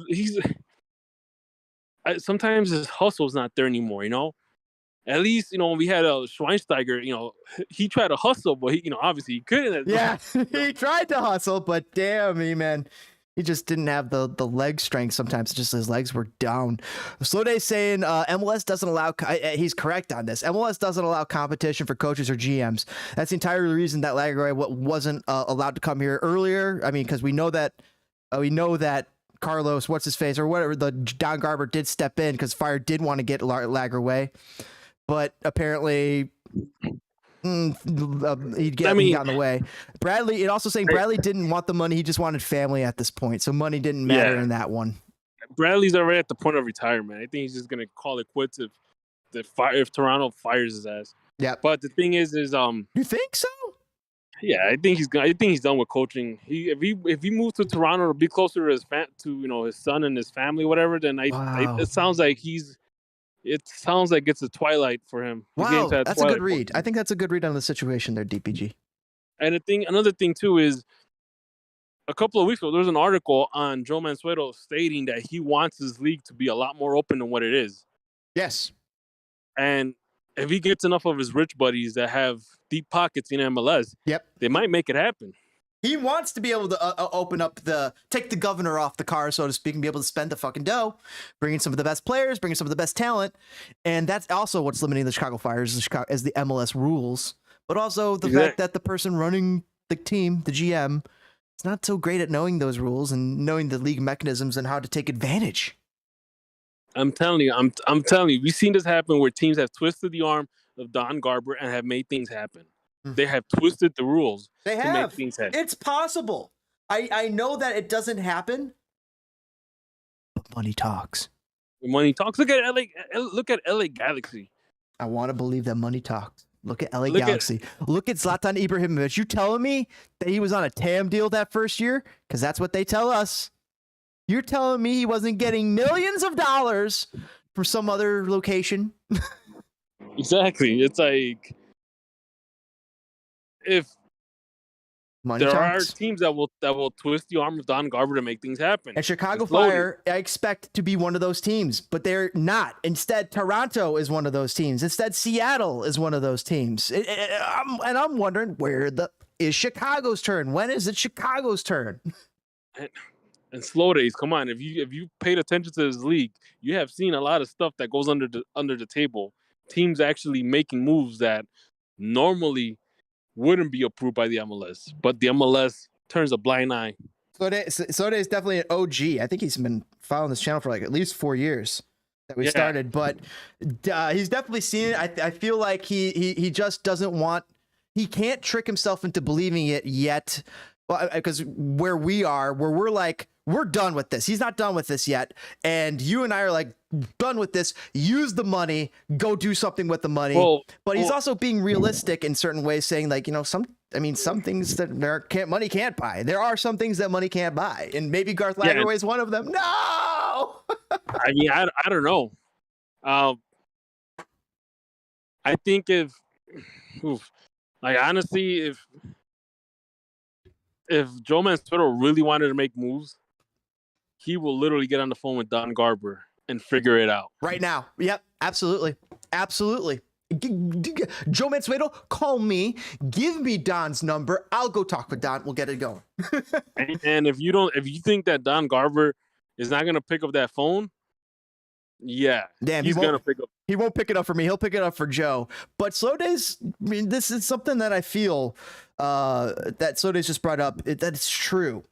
And Chicago's the league whipping boy. Like, we never get the breaks.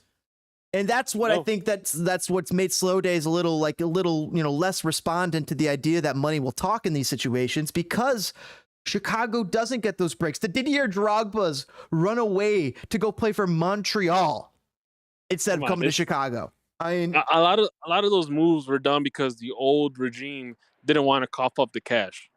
Simple as that.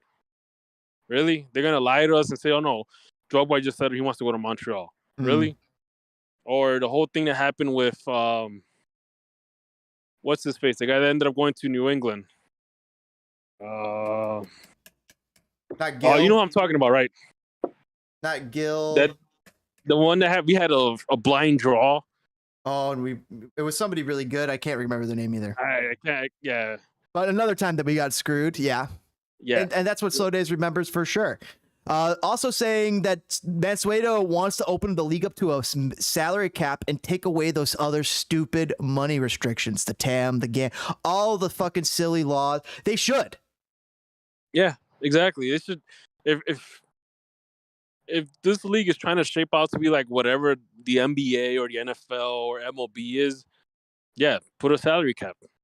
Get rid of all these stupid, TAM, GAMs, just hardcore cash. And a salary cap. Slow Days with a great point, but I also have a slight rebuttal to it. But saying, great point though. Remember that MLS is a single entity. We can't forget that MLS is a single entity. Garber is the president. He is in control of everything. Mansueto is essentially just like a partner without seniority. Yes, that is true. However, despite that single entity status, they are a single entity. They will do what is best for the league. And if what is best for the league is to get Garth Lagerwey out of Seattle and over to Chicago to foment the success that we've been wanting for years in Chicago, Seattle's not going to fall apart just because Garth Lagerwey leaves. They're humming. Yeah. But if they can bring Garth Lagerwey over and make another team in MLS just as good or as powerful as Seattle, it's within MLS's interest as a single entity to do that. Yeah, exactly. And it was Jermaine Jones, says Slow Days. Yep. That was a player, Jermaine Jones with the blind draw. Jermaine Jones, yep. Good shout, the thing is those wheels of power for MLS, it'll turn. I'm sorry to say this, for the right price. You got to think they will. And it's because the right price means league growth. How do you get the league to grow? Here's the thing. There was a question out there a couple of years back. It was like Alexi Lalas or Twellman, one of them. And they said, what's the one club in MLS that the league doesn't even need? And the answer is Chicago Fire. They don't need Chicago Fire. But if they had a thriving Chicago Fire, think about how much more powerful and more established the league would be. Exactly. Third largest market in the U.S. and it has a crappy team. for years, for over a decade, and just no interest with the sports pundits, no interest on the sports radio. 6,000 to 10,000 fans a game. And we also probably have one of the larger stadiums in the league. Maybe not soccer specific, but it holds 60,000 something people. And despite being there for the last 4 years, they only just signed their marquee player, Xherdan Shaqiri, who some say is overweight. and that's their marquee player. Yeah, it's the power of Cube, and yeah, Cube is the correct question, the correct answer. Power of Cube. Chat, EPG, it's been fun talking soccer with you, dude. Concerned for the Fire. I don't know how they turned it around right now without time. I mean, time is, of course, the answer to a lot of questions, but time plus what? There's a couple moves that need to be made. Yep. Tons of moves that needs to be made, but I think to start off, get rid of the GM. And if nothing changes between now and November with Ezra, if we're still in last place in October, might consider getting him out too. Mm-hmm. You know, maybe start fresh next year. I feel like they're attached to the hip. If Heights goes, Ezra goes, unless you manage to bring in Lagerwey, because I mean Ezra as a Lagerwey guy, he's got Lagerwey connections. So I see that's the only way Ezra could keep his job if we get a new GM. So they're saying it's dumb, but I think that they look at the lack of fans and say, we don't need Chicago. That's what MLS is saying. And if they did think that they needed us, then they would push harder to invest. But guess they did, guys. Slow days. Don Garber's guy, Nelson Rodriguez, brought in Joe Mansueto.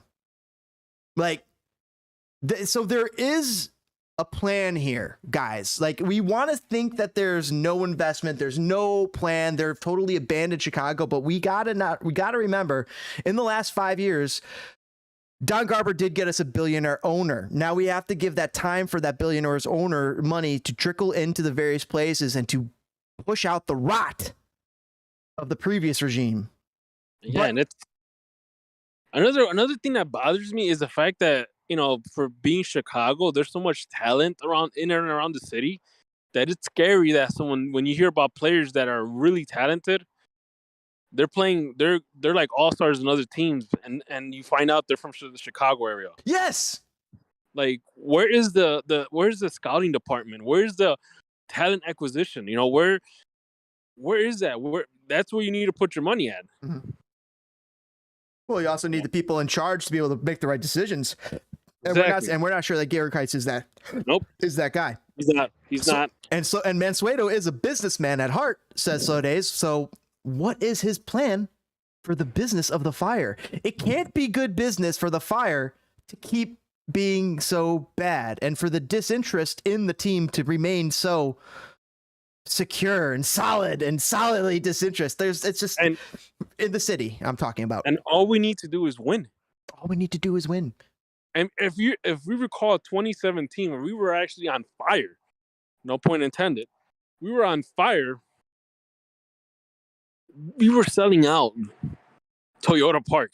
It was a blast. That's when I was a season ticket holder, and there was a certain point right after that, though, not too long after, like a year later, where it's like you couldn't give away your tickets. To some games you couldn't make. There was, oh my God, there was times where that place will sell out in 2017, and it'll be crazy. Mm-hmm. And it didn't just sell out once. It sold out a couple of times. Yep. And it's not that people don't care about soccer. It's the fact that we need to win. You win. I mean, you're doing everything else right. I get it. You're bringing back that old Chicago Fire identity back. That's great. You know, you're trying to reconnect with those old school fans. Even better. But at the end of the day, if you want to be relevant in this city that has tons of professional teams, all you have to do is win and keep winning, and people will jump on the bandwagon like crazy. So Sloday's saying, is Mansueto's plan to win and to get fans in the seats, or is it to develop and sell young players? Well, you also need a winning program to be able to truly develop and sell young players. If you don't have a winning program, the players aren't developing properly, and you're not selling them for enough profit. And not only that, you won't have those young players that are really good. They might think twice about signing a contract with the Fire. Exactly. Ajax sold $300 million players over the past few years. Joe hired a guy that is known for developing, selling players, but he also brought it to a team that is lacking in the ability to develop and sell those young players. And you know what? If he wants to do that, that's fine. But at the end of the day, you know, this is a good point. You know, I'm sorry. If you have a young player and he has a choice between, you know, signing with the Fire or taking his chances and, you know, either becoming eligible for the draft or even going to Europe, the way this team is going, who do you think he's going to go for? You know, he might think twice about signing with the Fire. They might think twice, but he also might think twice. How does the investment pay off, though, with 25, 30K seats a few times in a year or selling talent? I think selling talent is going to make you more money, but once again, it's a lot harder to sell a player from a bad team for profit. Do you see what I mean? But selling a player from a winning team is a lot easier. You'll make more money here. Exactly. But Soda's with a great point saying, why did he choose Heights, though? Why did he choose Heights as his GM? It's obviously to sell young talents. And the thing is that I think, if I remember correctly, they brought in Heights because I think either Joe or the Laz regime or Andrew Hoffman, they went through some sort of like sporting agency to try to match a good, you know, some sort of general manager or even a coach to the right team. Almost like a how can I put it? Almost like a Indeed for sports clubs. Because this certain sports agency has been used by different teams in the MLS. And you know, unfortunately, they thought that George Heiss would be a good fit for the Fire. And it's not happening. No. So for the business of it, if he's selling players, that's why Torres came. Heights isn't here to win right away. He's here to develop talent over the next decade. Seems to be the plan, or at least seems to be the suggestion. When you're looking at the outside, and I agree with this determination what Soda is offering here. From the outside looking in, if you're looking at why Georg Heights is here, he's here to sell and develop talent. But he needs a program that wins and is able to develop talent. But not only that, but he's already doing a crappy job. He got rid of Jordy Mihailovic, and he's blowing up in Montreal. That would have been a nice profit for the Fire if they would have kept him. Oh, yep. He is blowing it. You know, and Sodes does not debate that. Sodes does not debate that he's blowing it. I think he's saying that Ezra is not getting. But here's the thing: Ezra's got the best team that the Fire have had in the last 7 years. So exactly, it's both for me. It's both Ezra being not good enough as an MLS coach, capable coach. But once again, MLS capable coaches don't grow on trees. Sometimes you have to grow them yourself. And that's what the Chicago Fire are trying to do here. But it's not working. And I honestly believe that if Pano had this team, he'd probably be winning more games. You know, at least Pano used to switch up the tactics whenever things, wow. You know. Do you bring Pano back? I wouldn't bring him back, but I'm just saying. God. That just ruined the show. I'm just saying, you know, just thinking, you know, just playing like match the coach. Like, you look at all the coaches we had in the past 10 years. This is probably one of the much better teams on paper. You know, and if Ezra can win with this team, he's probably not going to win with any other team. So, I mean, what gives? Like, coaches literally will jump to the opportunity to manage a team this deep on paper. So they're saying that's why Heights hasn't really cared to learn the ins and outs of the rules here. They don't matter right away to Matt Slater or Heights. If they're in it for the long game, he's right. Because if they're eventually maybe moving to that salary cap, maybe the rules don't matter. Heights doesn't need to know the mechanisms. Soda is also saying good team, shitty refs, bad run of injuries. I'm saying good team, shitty refs. I don't really think it's been a bad run of injuries. Nope. Other teams have injuries. No, I'm not seeing a bad run of injuries with the Fire. Please point to me where there's this bad run of injuries. And if you're gonna say, I'll also point to no. you a bad coach, though. I'll see a coach that isn't good enough. I mean, that's easy to point out. Pano's teams had no identity. That's the problem with Pano's teams. They had no identity. No identity. At least Ezra's team early on here had identity. We saw it. We did see an identity with Ezra. Yeah, but that was taken apart pretty quick. Can they pick that back up? If Ezra's gonna stick with that same formation, it's not gonna. Nope, I don't see him picking it up.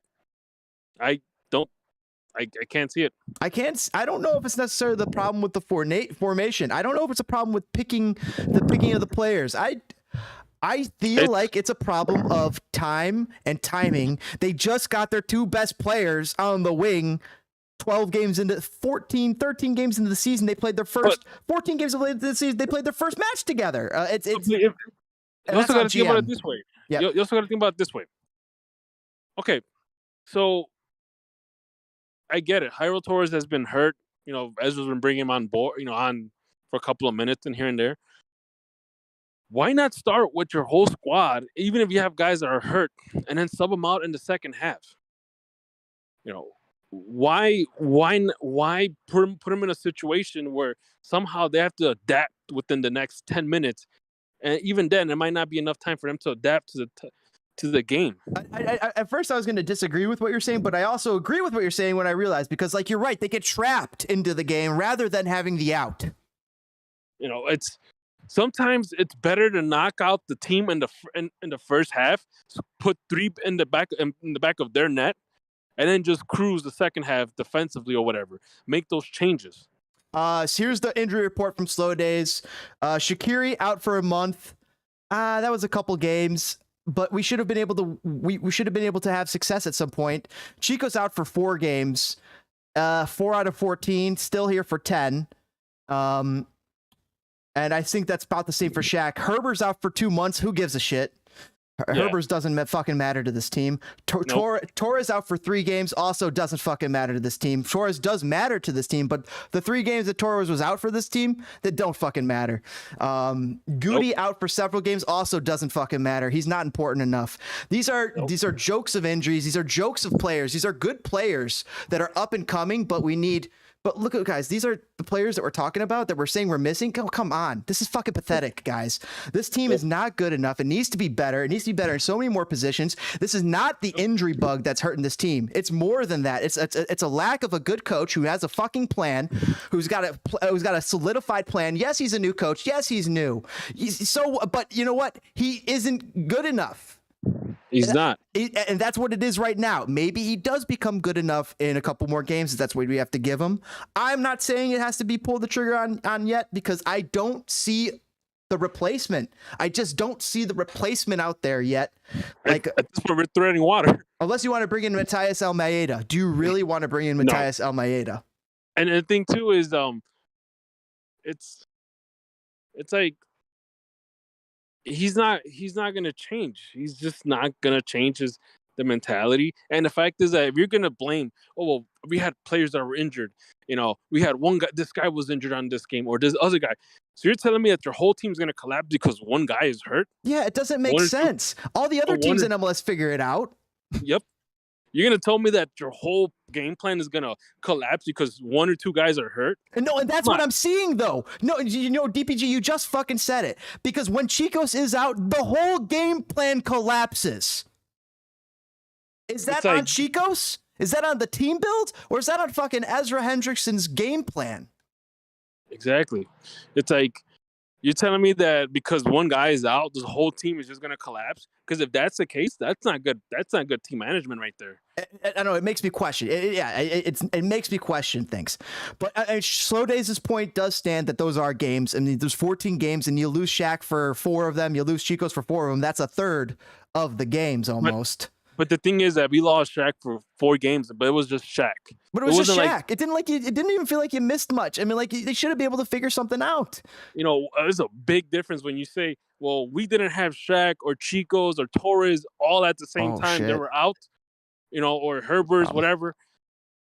That's different than saying, well, we were missing Shaq these 4 games, And then the next month we were missing Chicos for these 2 games, like or 3 or 4 games, whatever. So you're telling me that this whole team rides on 1 or 2 guys? Because if that's the case, that's not good. Sode's saying though, Sodes does say though, it's never one guy at a time. Give me a break. He says it's always 3 or 4 at a time. Now he's got a point because there was like a rash of games where we had 2 red cards. We lost like 2 key guys for the next 2 games in a row. He's got a point. I do remember we lost multiple key guys for a couple games in a row. I agree, but losing 3 games is not the fucking season that we're talking about. You know what? Maybe it is actually, guys. Slow days, DPG, guys, chat. It is the 3 games difference is what we're talking about, and the Fire are in the playoff hunt. Those 3 games. So the injury bug did maybe hurt us those 3 games.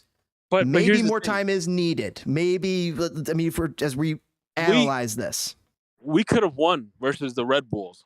Yes, we should have. We should have won today. Should have won today.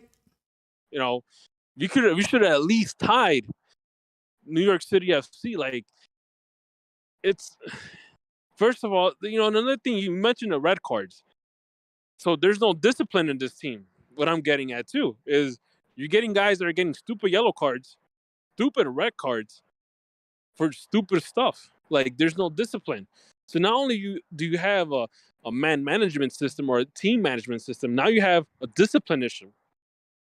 Come on, whatever Navarro pulled today to get that penalty, stupid move. Slow days though saying that you win three games and we're a playoff team. That's what I said too. And then we aren't having this conversation. The fact is that they did lose that coin flip here in the first third. Now it's just the first third of the season. There's still 2/3 left to go. And like I said before, like, I want Ezra to prove me wrong. Right, we do. Absolutely. But the fact is that the way things are going from game 1 to game 14 or whatever it is. If you watch that MLS track thing, you know what I'm talking about, where they showed like the MLS team, the Chicago Fire would go up to the top, second MLS, and then plummet to the absolute bottom of MLS. To the abyss. And they've been there for the last 3 weeks. Exactly. And that's the issue going on now is, nothing has changed. He hasn't done anything different. I think something has changed. And Slow Days brings it up. It's a young team. And the young team is growing.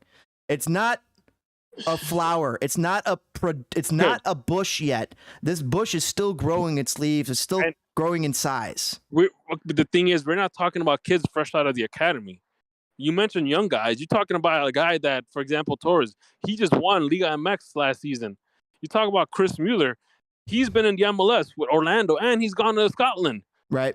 We're not talking, when you mention young guys, I think guys like Brian Gutierrez. But we are depending on a lot of these guys. Like, we know that this team is not as when we came into the season, we were questioning its depth because we're going to have to rely on young guys instead of MLS veterans in a couple key positions where it seems like you could easily go get an MLS veteran.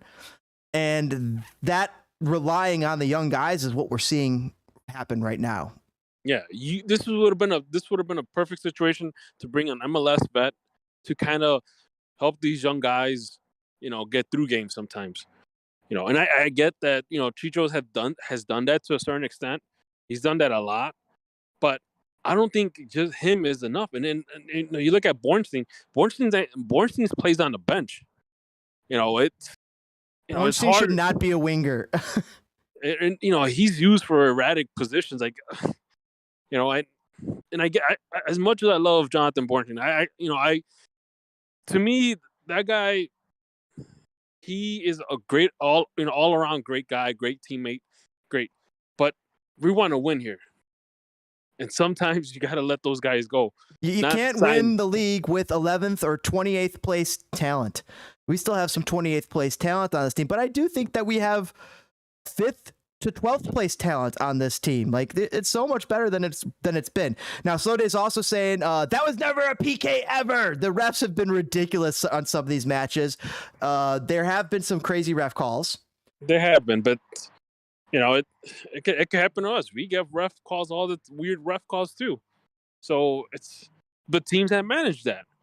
This is a good point too, though. Torres has had one start Mueller is our best offensive player, and we've been depending on our offense on Guti, Duran, on sometimes 04, and even Federico Navarros. All are super young. Turan, but also we have a lot of talent out there. Shaqiri, Prisha Bilko, Chicos, Gaston Jimenez, who are old heads.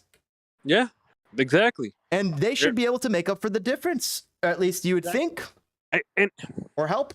You know, Federico Navarro is playing. You don't need Johnny on this team. I'm sorry. You don't need Johnny Bornstein on this team one bit. I disagree with you 1,000%. So as a leader, Johnny Bornstein is a great leader, but you don't need him on this team. We need to get better.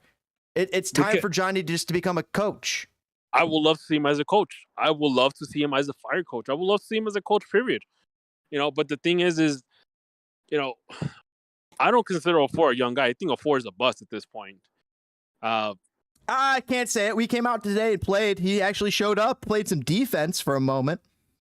You know, he actually showed. He tackled the guy. I saw it happen. I get that, but come on. It's a big issue when your strikers tackling people because, you know, fine, take that same intensity and go score a goal. Mm-hmm. He almost did. He almost did, but almost doesn't cut it. But maybe you know, take Prisha Bilko out, put Duran up there at that point. You know what? I was thinking that too in my head. I'm like, why don't you just start Duran over Shabilko? Because Shabilko's hot garbage right now. 04 is 21, super young. So is Jader Duran. So is Slonina. Yes, they definitely are. I mean, even Miguel Navarro is young. They're young, but come on. But 22 is not young in soccer years. I'm sorry to say. Most of these professionals are they're 22.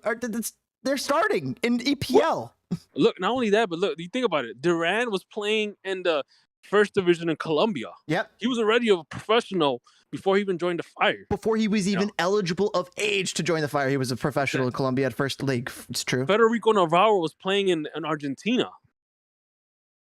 I think we got him from a club team in Argentina. Who else? 04 was playing for like the first division of, I don't even know some Swede or Nordic Estonia nation. Estonia or something like that. Yeah, Estonia. Yeah. So these guys are already professionals. I wouldn't consider them young guys that are inexperienced. These guys have professional experience. Like I said, the only young guy that I would consider, and at this point probably not anymore, is Brian Gutierrez, fresh out of the academy. You know, but now obviously he has a couple of years now. I wouldn't consider him a young guy. You know, I consider Victor Brazzero a young guy because he's fresh out of college. But when guys have professional experience, to me, they're not young guys anymore. Mm-hmm. They've been in a locker room. They've been in situations where they need to score goals. They need to make things happen. Mm-hmm. You know, and they've been playing in professional leagues. Yes. So they're saying Casper had a fantastic goal. What did you think of that goal? To me, that was a striker's goal for sure. Yeah. I mean, like the way he knew what he was doing. He purposely shot it down at the ground so it would bounce like that. It will bounce. That's a smart move. A real smart move. How many games do we have to wait for another one to happen? That's the question with Kasper Przybilko, isn't it? How many more games? Let's find out how many tallies he's got on the season, because I think that was like his third. I just want to confirm. 3 goals on the season, 11 matches played. 3 goals in 830 minutes. And Tehran has 2 goals. Wow. So our striker has a goal every 276 minutes. That's not good. That's horrific. That's not good enough. When your striker has a goal every 276 minutes, something ain't working. I don't know if it's him or if it's a tactics, but something ain't working, unfortunately. Something ain't working. And yeah, so. Stodes has a good question here, because you were talking about what you were saying that what encapsulates the professional experience. Would you say that someone on Fire 2, some of the Fire 2 players would be professional?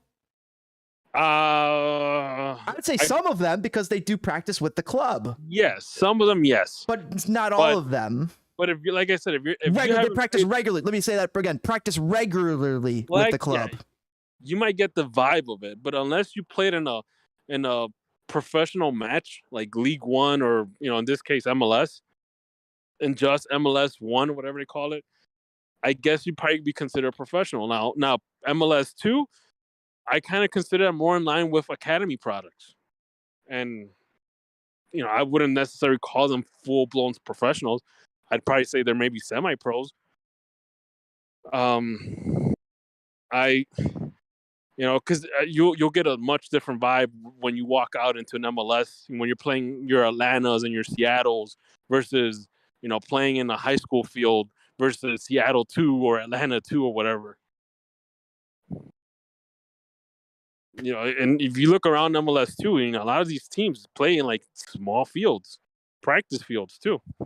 So that's asking a good question, though. How many games has Casper had with Mueller, Shaqiri, and Torres together? Justice won, but he's had a lot of games with Shaq. He's had a lot of games with Shaq. He couldn't make it happen. He couldn't make it happen. So they say it all comes back to not having your starting 11 here right away. And pair that with some of the injuries and the crazy calls from the ref. And that flips 3 games. I mean, it's a difference, the 3 games, and we were in the playoffs. So and that way, yeah. So slowly, let me tell you this. So if the next 5 games Shabilko can't score, would you admit that it's a bust? If we have the full lineup, I can admit Shabilko's a bust right now. I mean, you just look at the 276 minutes per goal.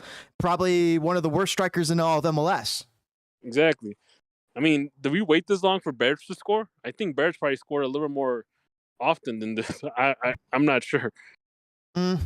Berge was just the same. He's the exact same. Yeah. They're good for 8 to 12 goals a season. That means 276 minutes per goal.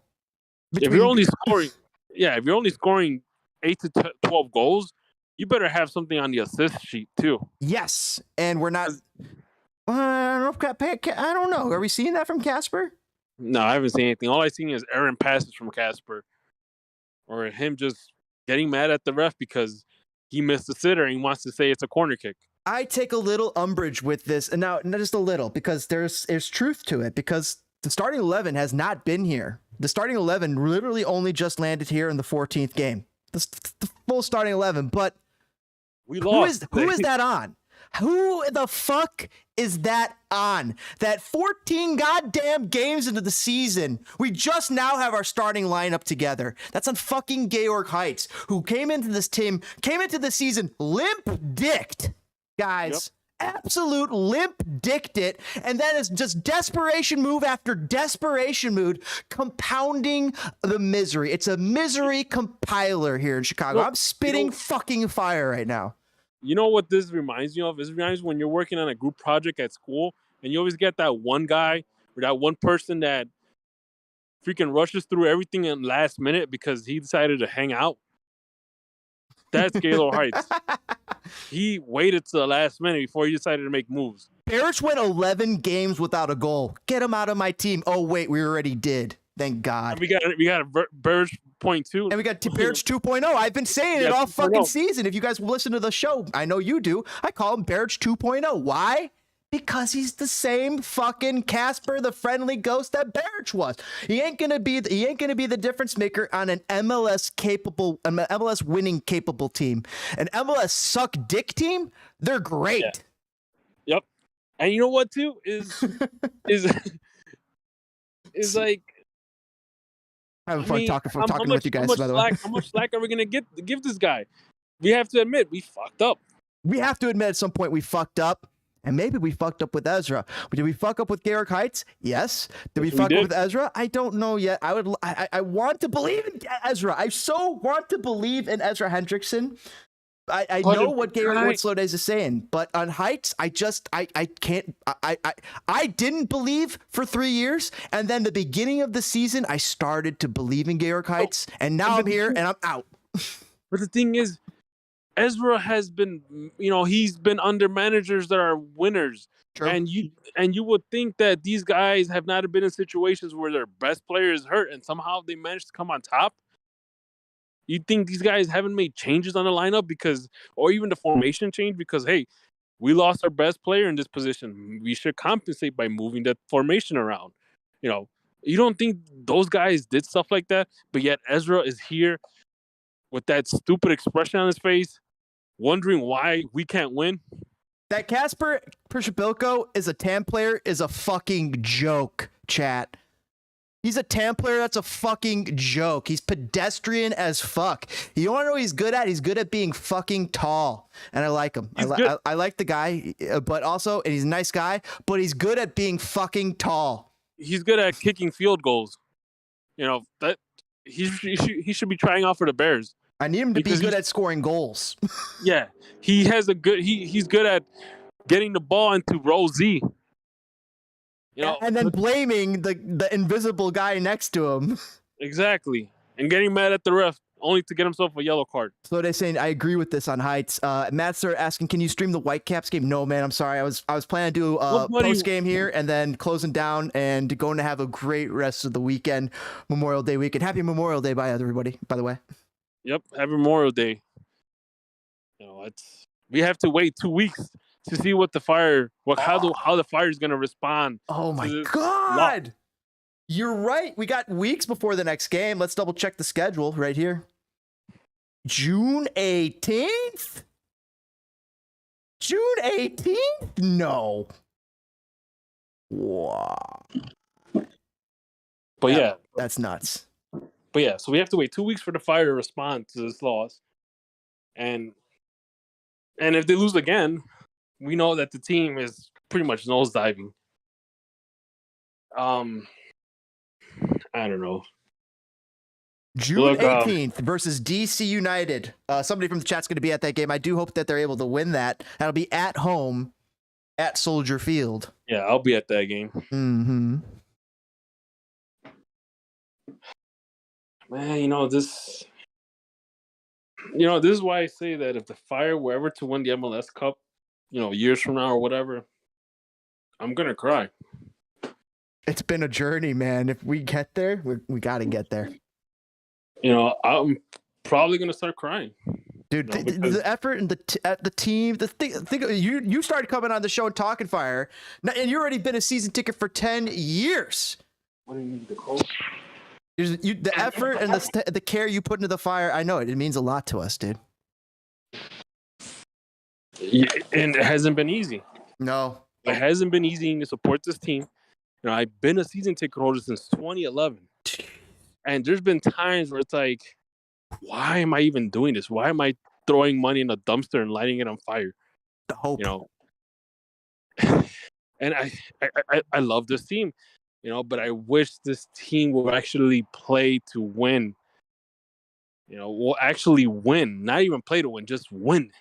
I don't care if you win dirty. I don't care if you win ugly, but just win. You want to see this team play for keeps. And for years, we've not, and you know what I mean, play for keeps. Like, they give a fucking damn.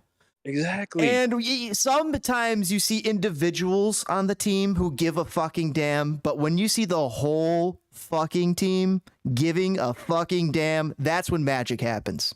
And that's the thing is that, we've dealt with guys like Cowboy that talk big but play like crap. Yep. We've dealt with guys that don't give a crap. Mm-hmm. And we've had guys who bleed for this team, but maybe they're not MLS the best, Yeah. It comes in all sorts of shapes and sizes. And it's hard, and the fact is that, we used to complain, we don't have a owner that gives a fuck. And Mm-hmm. now we have a GM that doesn't know what he's doing. And we're here with a rookie coach that doesn't know what he's doing. Mm-hmm. And it's hard to debate that because if you just look at the results, you look at the last 4 years of Georg Heitz, you look at the last 14 games of Ezra Hendrickson, you look at the statistics of his offense compared to all of the offense and defense statistics of all the other teams, Chicago Fire is one of the worst offensive teams in the league. Exactly. You would think And that that's not after, just because MLS is like is a new coach. There's lots of new coaches out there that aren't struggling as bad as Ezra Hendrickson is right now with this amount of talent that is clearly better than what the talent here was last year. That's the issue. and you would think that after the third or fourth game, when he realized, wow, we're not scoring a lot of goals, maybe I should switch up the formation and try something else. No, we're just gonna keep playing defensively. Somehow, some way, the offense is gonna kick back on, and we're gonna score goals. No, and the opposite has fallen. The opposite has happened. We are leaking goals now. We are slowly becoming more of the middle of the road type of team when it comes to the defensive, getting scored on. We used to be, Gaga has 5 clean sheets. Doesn't matter anymore. He's getting beat a lot. And he could have I honestly believe he could have done a better job with that third goal. Dude, the first goal. That first goal was bad. And the thing is, the first goal, I give him credit, it went through somebody's legs, and sometimes it's hard to react. Oh, yeah. Okay, yeah. Tony Muyola even mentioned that, hey, it went through somebody's legs, hard to react. But the third goal, that literally jumped off the bar, you couldn't react in time to see, oh, wait, maybe I could tip it over? And I don't know. Made me a little nervous. Made me a little nervous about Gaga. But I felt like during the game, after the first goal, he got stronger. He started to heat up again. But then you pointed out that last goal. That ruins your confidence again. Just when it was building back up. Exactly. And I hate every team that Fires plays against. I really do. I'm not a fan of any other MLS teams. I could give a shit. How well Section 8, has some sort of friendship with another, supporters. I could give a shit. I hate every team that plays against the Fire. I hate fucking Cincinnati. I fucking hate their fans. I hate Toronto. I hate their fucking fans too. I don't care less about any other teams. I don't even give a fuck. If this, I think there were some sort of issues going on with Cincinnati fans or something, or whatever. Mm-hmm. Something I read on Reddit or Union Omaha fans were the Fire fans. Yeah, Fire fans were getting into it. Union Omaha fans. If this was in South America, and you were the away fan, you probably will not be getting involved with the home team's fans, because at that point you're probably playing with your life. That's dangerous. Yeah, that's dangerous. And that's dangerous. America definitely a little bit different, but still, you don't need to start that trouble. And we've seen bad things happen outside the fucking Padres game and or I don't know, it was one of the the Dodgers game or something. There was even a fight between Red Bull fans and NYFC fans. Yeah, Jesus. In the middle of the street. So the Champions League game got delayed 30 minutes. I think some fans got into a fight. Exactly. So I hate the fact that a lot of these fans, they take privilege to that, where they feel the need to flick off the home team fans, talk garbage. It's like they think that they're still behind their Twitter screen. Exactly. Doesn't it? People are starting to act like they're still hiding behind their Twitter screen, but no, you're out in public. You talk shit, you just might get hit. And you're in Chicago, out of all places, too. So there you go. Once you walk away from Soldier Field, you're pretty much on your own. Not saying that I'm trying to incite violence or anything like that, but the fact is, a lot of these fans do get carried away. A lot of these away, supporter fans do get carried away, and this is why I hate every other MLS team. I don't care if that supporter group over there, they really helped me when I was in when I went away, with the Fire. I don't care, and I don't give credit where credit's due. I don't care if you say, oh no, but Toronto, they hustled, they won, fair and square. I don't care. You're just a Fire fan. I'm MLS soccer, and I'm a little bit more of both, but I know what you mean, dude. You're just like, why do I have to give a shit about the other team? I just want the Fire to win. Fuck exactly. Them. That's how I feel about the Blackhawks. That's how I feel about every other team in the NHL. Fuck them. Every other team in MLB besides the White Sox, fuck them. Even the Cubs, fuck them. Exactly. If the Cubs are playing the White Sox, okay, I'll say go Cubs. But if the Cubs are playing the White Sox, fuck them. The thing is, every single NBA team, there is no place where I feel this more, DPG, than an NBA. Fuck every single NBA team besides the Bulls. Fuck y'all. Exactly. No, That's how I feel about the Fire. but come trickle in, hang out. Yeah, I'm just having some fun. We're having some playful banter. Exactly. And the thing is, like, I get it. If you're cool with me, like, let's say, you're visiting from Ohio and you're checking out Columbus Crew play against the Fire Soldier Field. If you don't go overboard and you're cool and you keep it respectable, hey, I'll keep it respectable too. And and if you're in trouble, hey, I'll back you up. Oh, it's pretty easy to be respectable too. I mean, like, Exactly. and also it's also cool. You have your banter. There's so many times where I have amazing, fun jives or I don't know, jovial banter with people from the other team, where we're talking shit to each other, but it's so fun. And we know where that line is. Exactly. Like, and these are the kind of guys that you'll go, to a bar maybe after the game and have a beer and just laugh it off or whatever. Exactly. But if you're over here, telling everybody to fuck off and fuck Chicago and this and that, and yeah, you're asking for an ass beating. And you're in the best city in the world, and you're gonna fucking say that? You're fucking mental. You're fucking crazy. And the reason I brought this up is because, when I was watching the Toronto game, I just saw a lot of these Toronto fans, flicking off Fire players and all that. Oh, I did see that. I didn't like that. I kind of ignored it, but I did see that. So this is why I don't like your fucking team. In fact, if we're up to me, I don't even cheer for other MLS teams in the CONCACAF Champions League. I could care less. So you'd be like my buddy. We had earlier. We were watching Liverpool versus Real Madrid. I like Manchester United, but there's other Manchester United fans that absolutely hate Liverpool. Well, I don't. I like Liverpool. Yeah. They're like my second APL team. And I'm cut off from that cloth. But it's sacrilege. It was sacrilege for some Man United fans to hear. I was like saying, "Go Liverpool." I was like, I just like Liverpool. I was a Michael Owen fan. He was my guy. He was decent until he went to Real Madrid. But and Man U. Oh. Yeah. But the thing is, going back to Ezra, if he doesn't get his shit together the next couple of games, and if he doesn't do something differently, then at that point, you might have to start questioning his managerial ability. But you can't go to Klopas. Like, that's what they did before. They went to Klopas. Yeah, somehow Klopas actually got wins. But Klopas did get wins. Oh, we can't forget about that. Maybe it's time for Frank. Maybe it's time for Frank.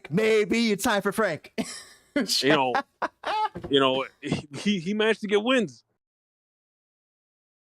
That's the crazy thing. And I think if somebody even brought up that stat, that Klopas has been the most winningest, Fire coach that we've had like in the past 10 years. Maybe it's time to give him a shot.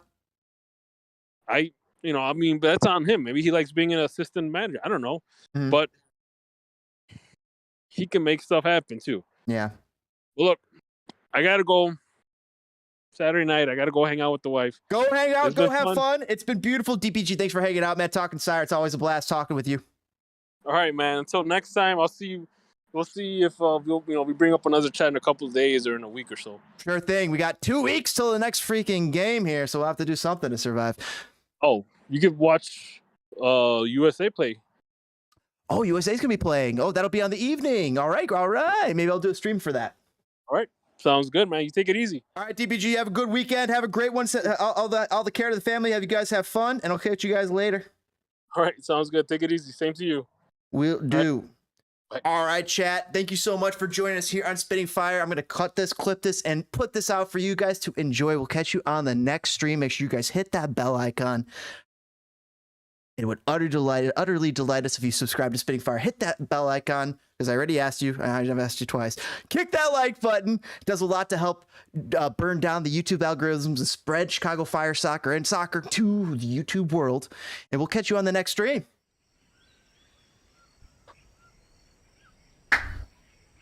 It's a beautiful day, chat. Go enjoy yourself. We set the tone for the week. Chicago Fire have some things that they need to improve upon, and hopefully they can get it done here. We got the next stream for Chicago Fire in like 2 weeks, but we'll be live every Wednesday. We got streams for you, and we'll be also having some fun streams for you on the weekends as well. So check that out. We'll catch you guys on the next stream. Thanks for hanging out. Thank you for watching Spitting Fire. Go Fire! They need to turn it around. All right, Fire fans, put your comments below. What do you think that the Fire needs to change? Do you think it's time to pull the plug on this project? But where do you go? Do you go to Frank Klopas? Do you go to someone else that we have not yet talked about? Do you go to CJ Brown, who's already there and waiting in line too? CJ and Frank, and let them see what they can do, taking Ezra out of the picture. I don't know if it's the time yet. Let us know in the comments below, though. We'd love to read them. We'd love reading your comments. Thank you for joining, guys. Join Spitting Fire. Click the join button. It'll change your life and mine, and I greatly appreciate it. All right, guys, I'll catch you on the next one. Let's go! Fired up. Have a great weekend. I'll see you guys later.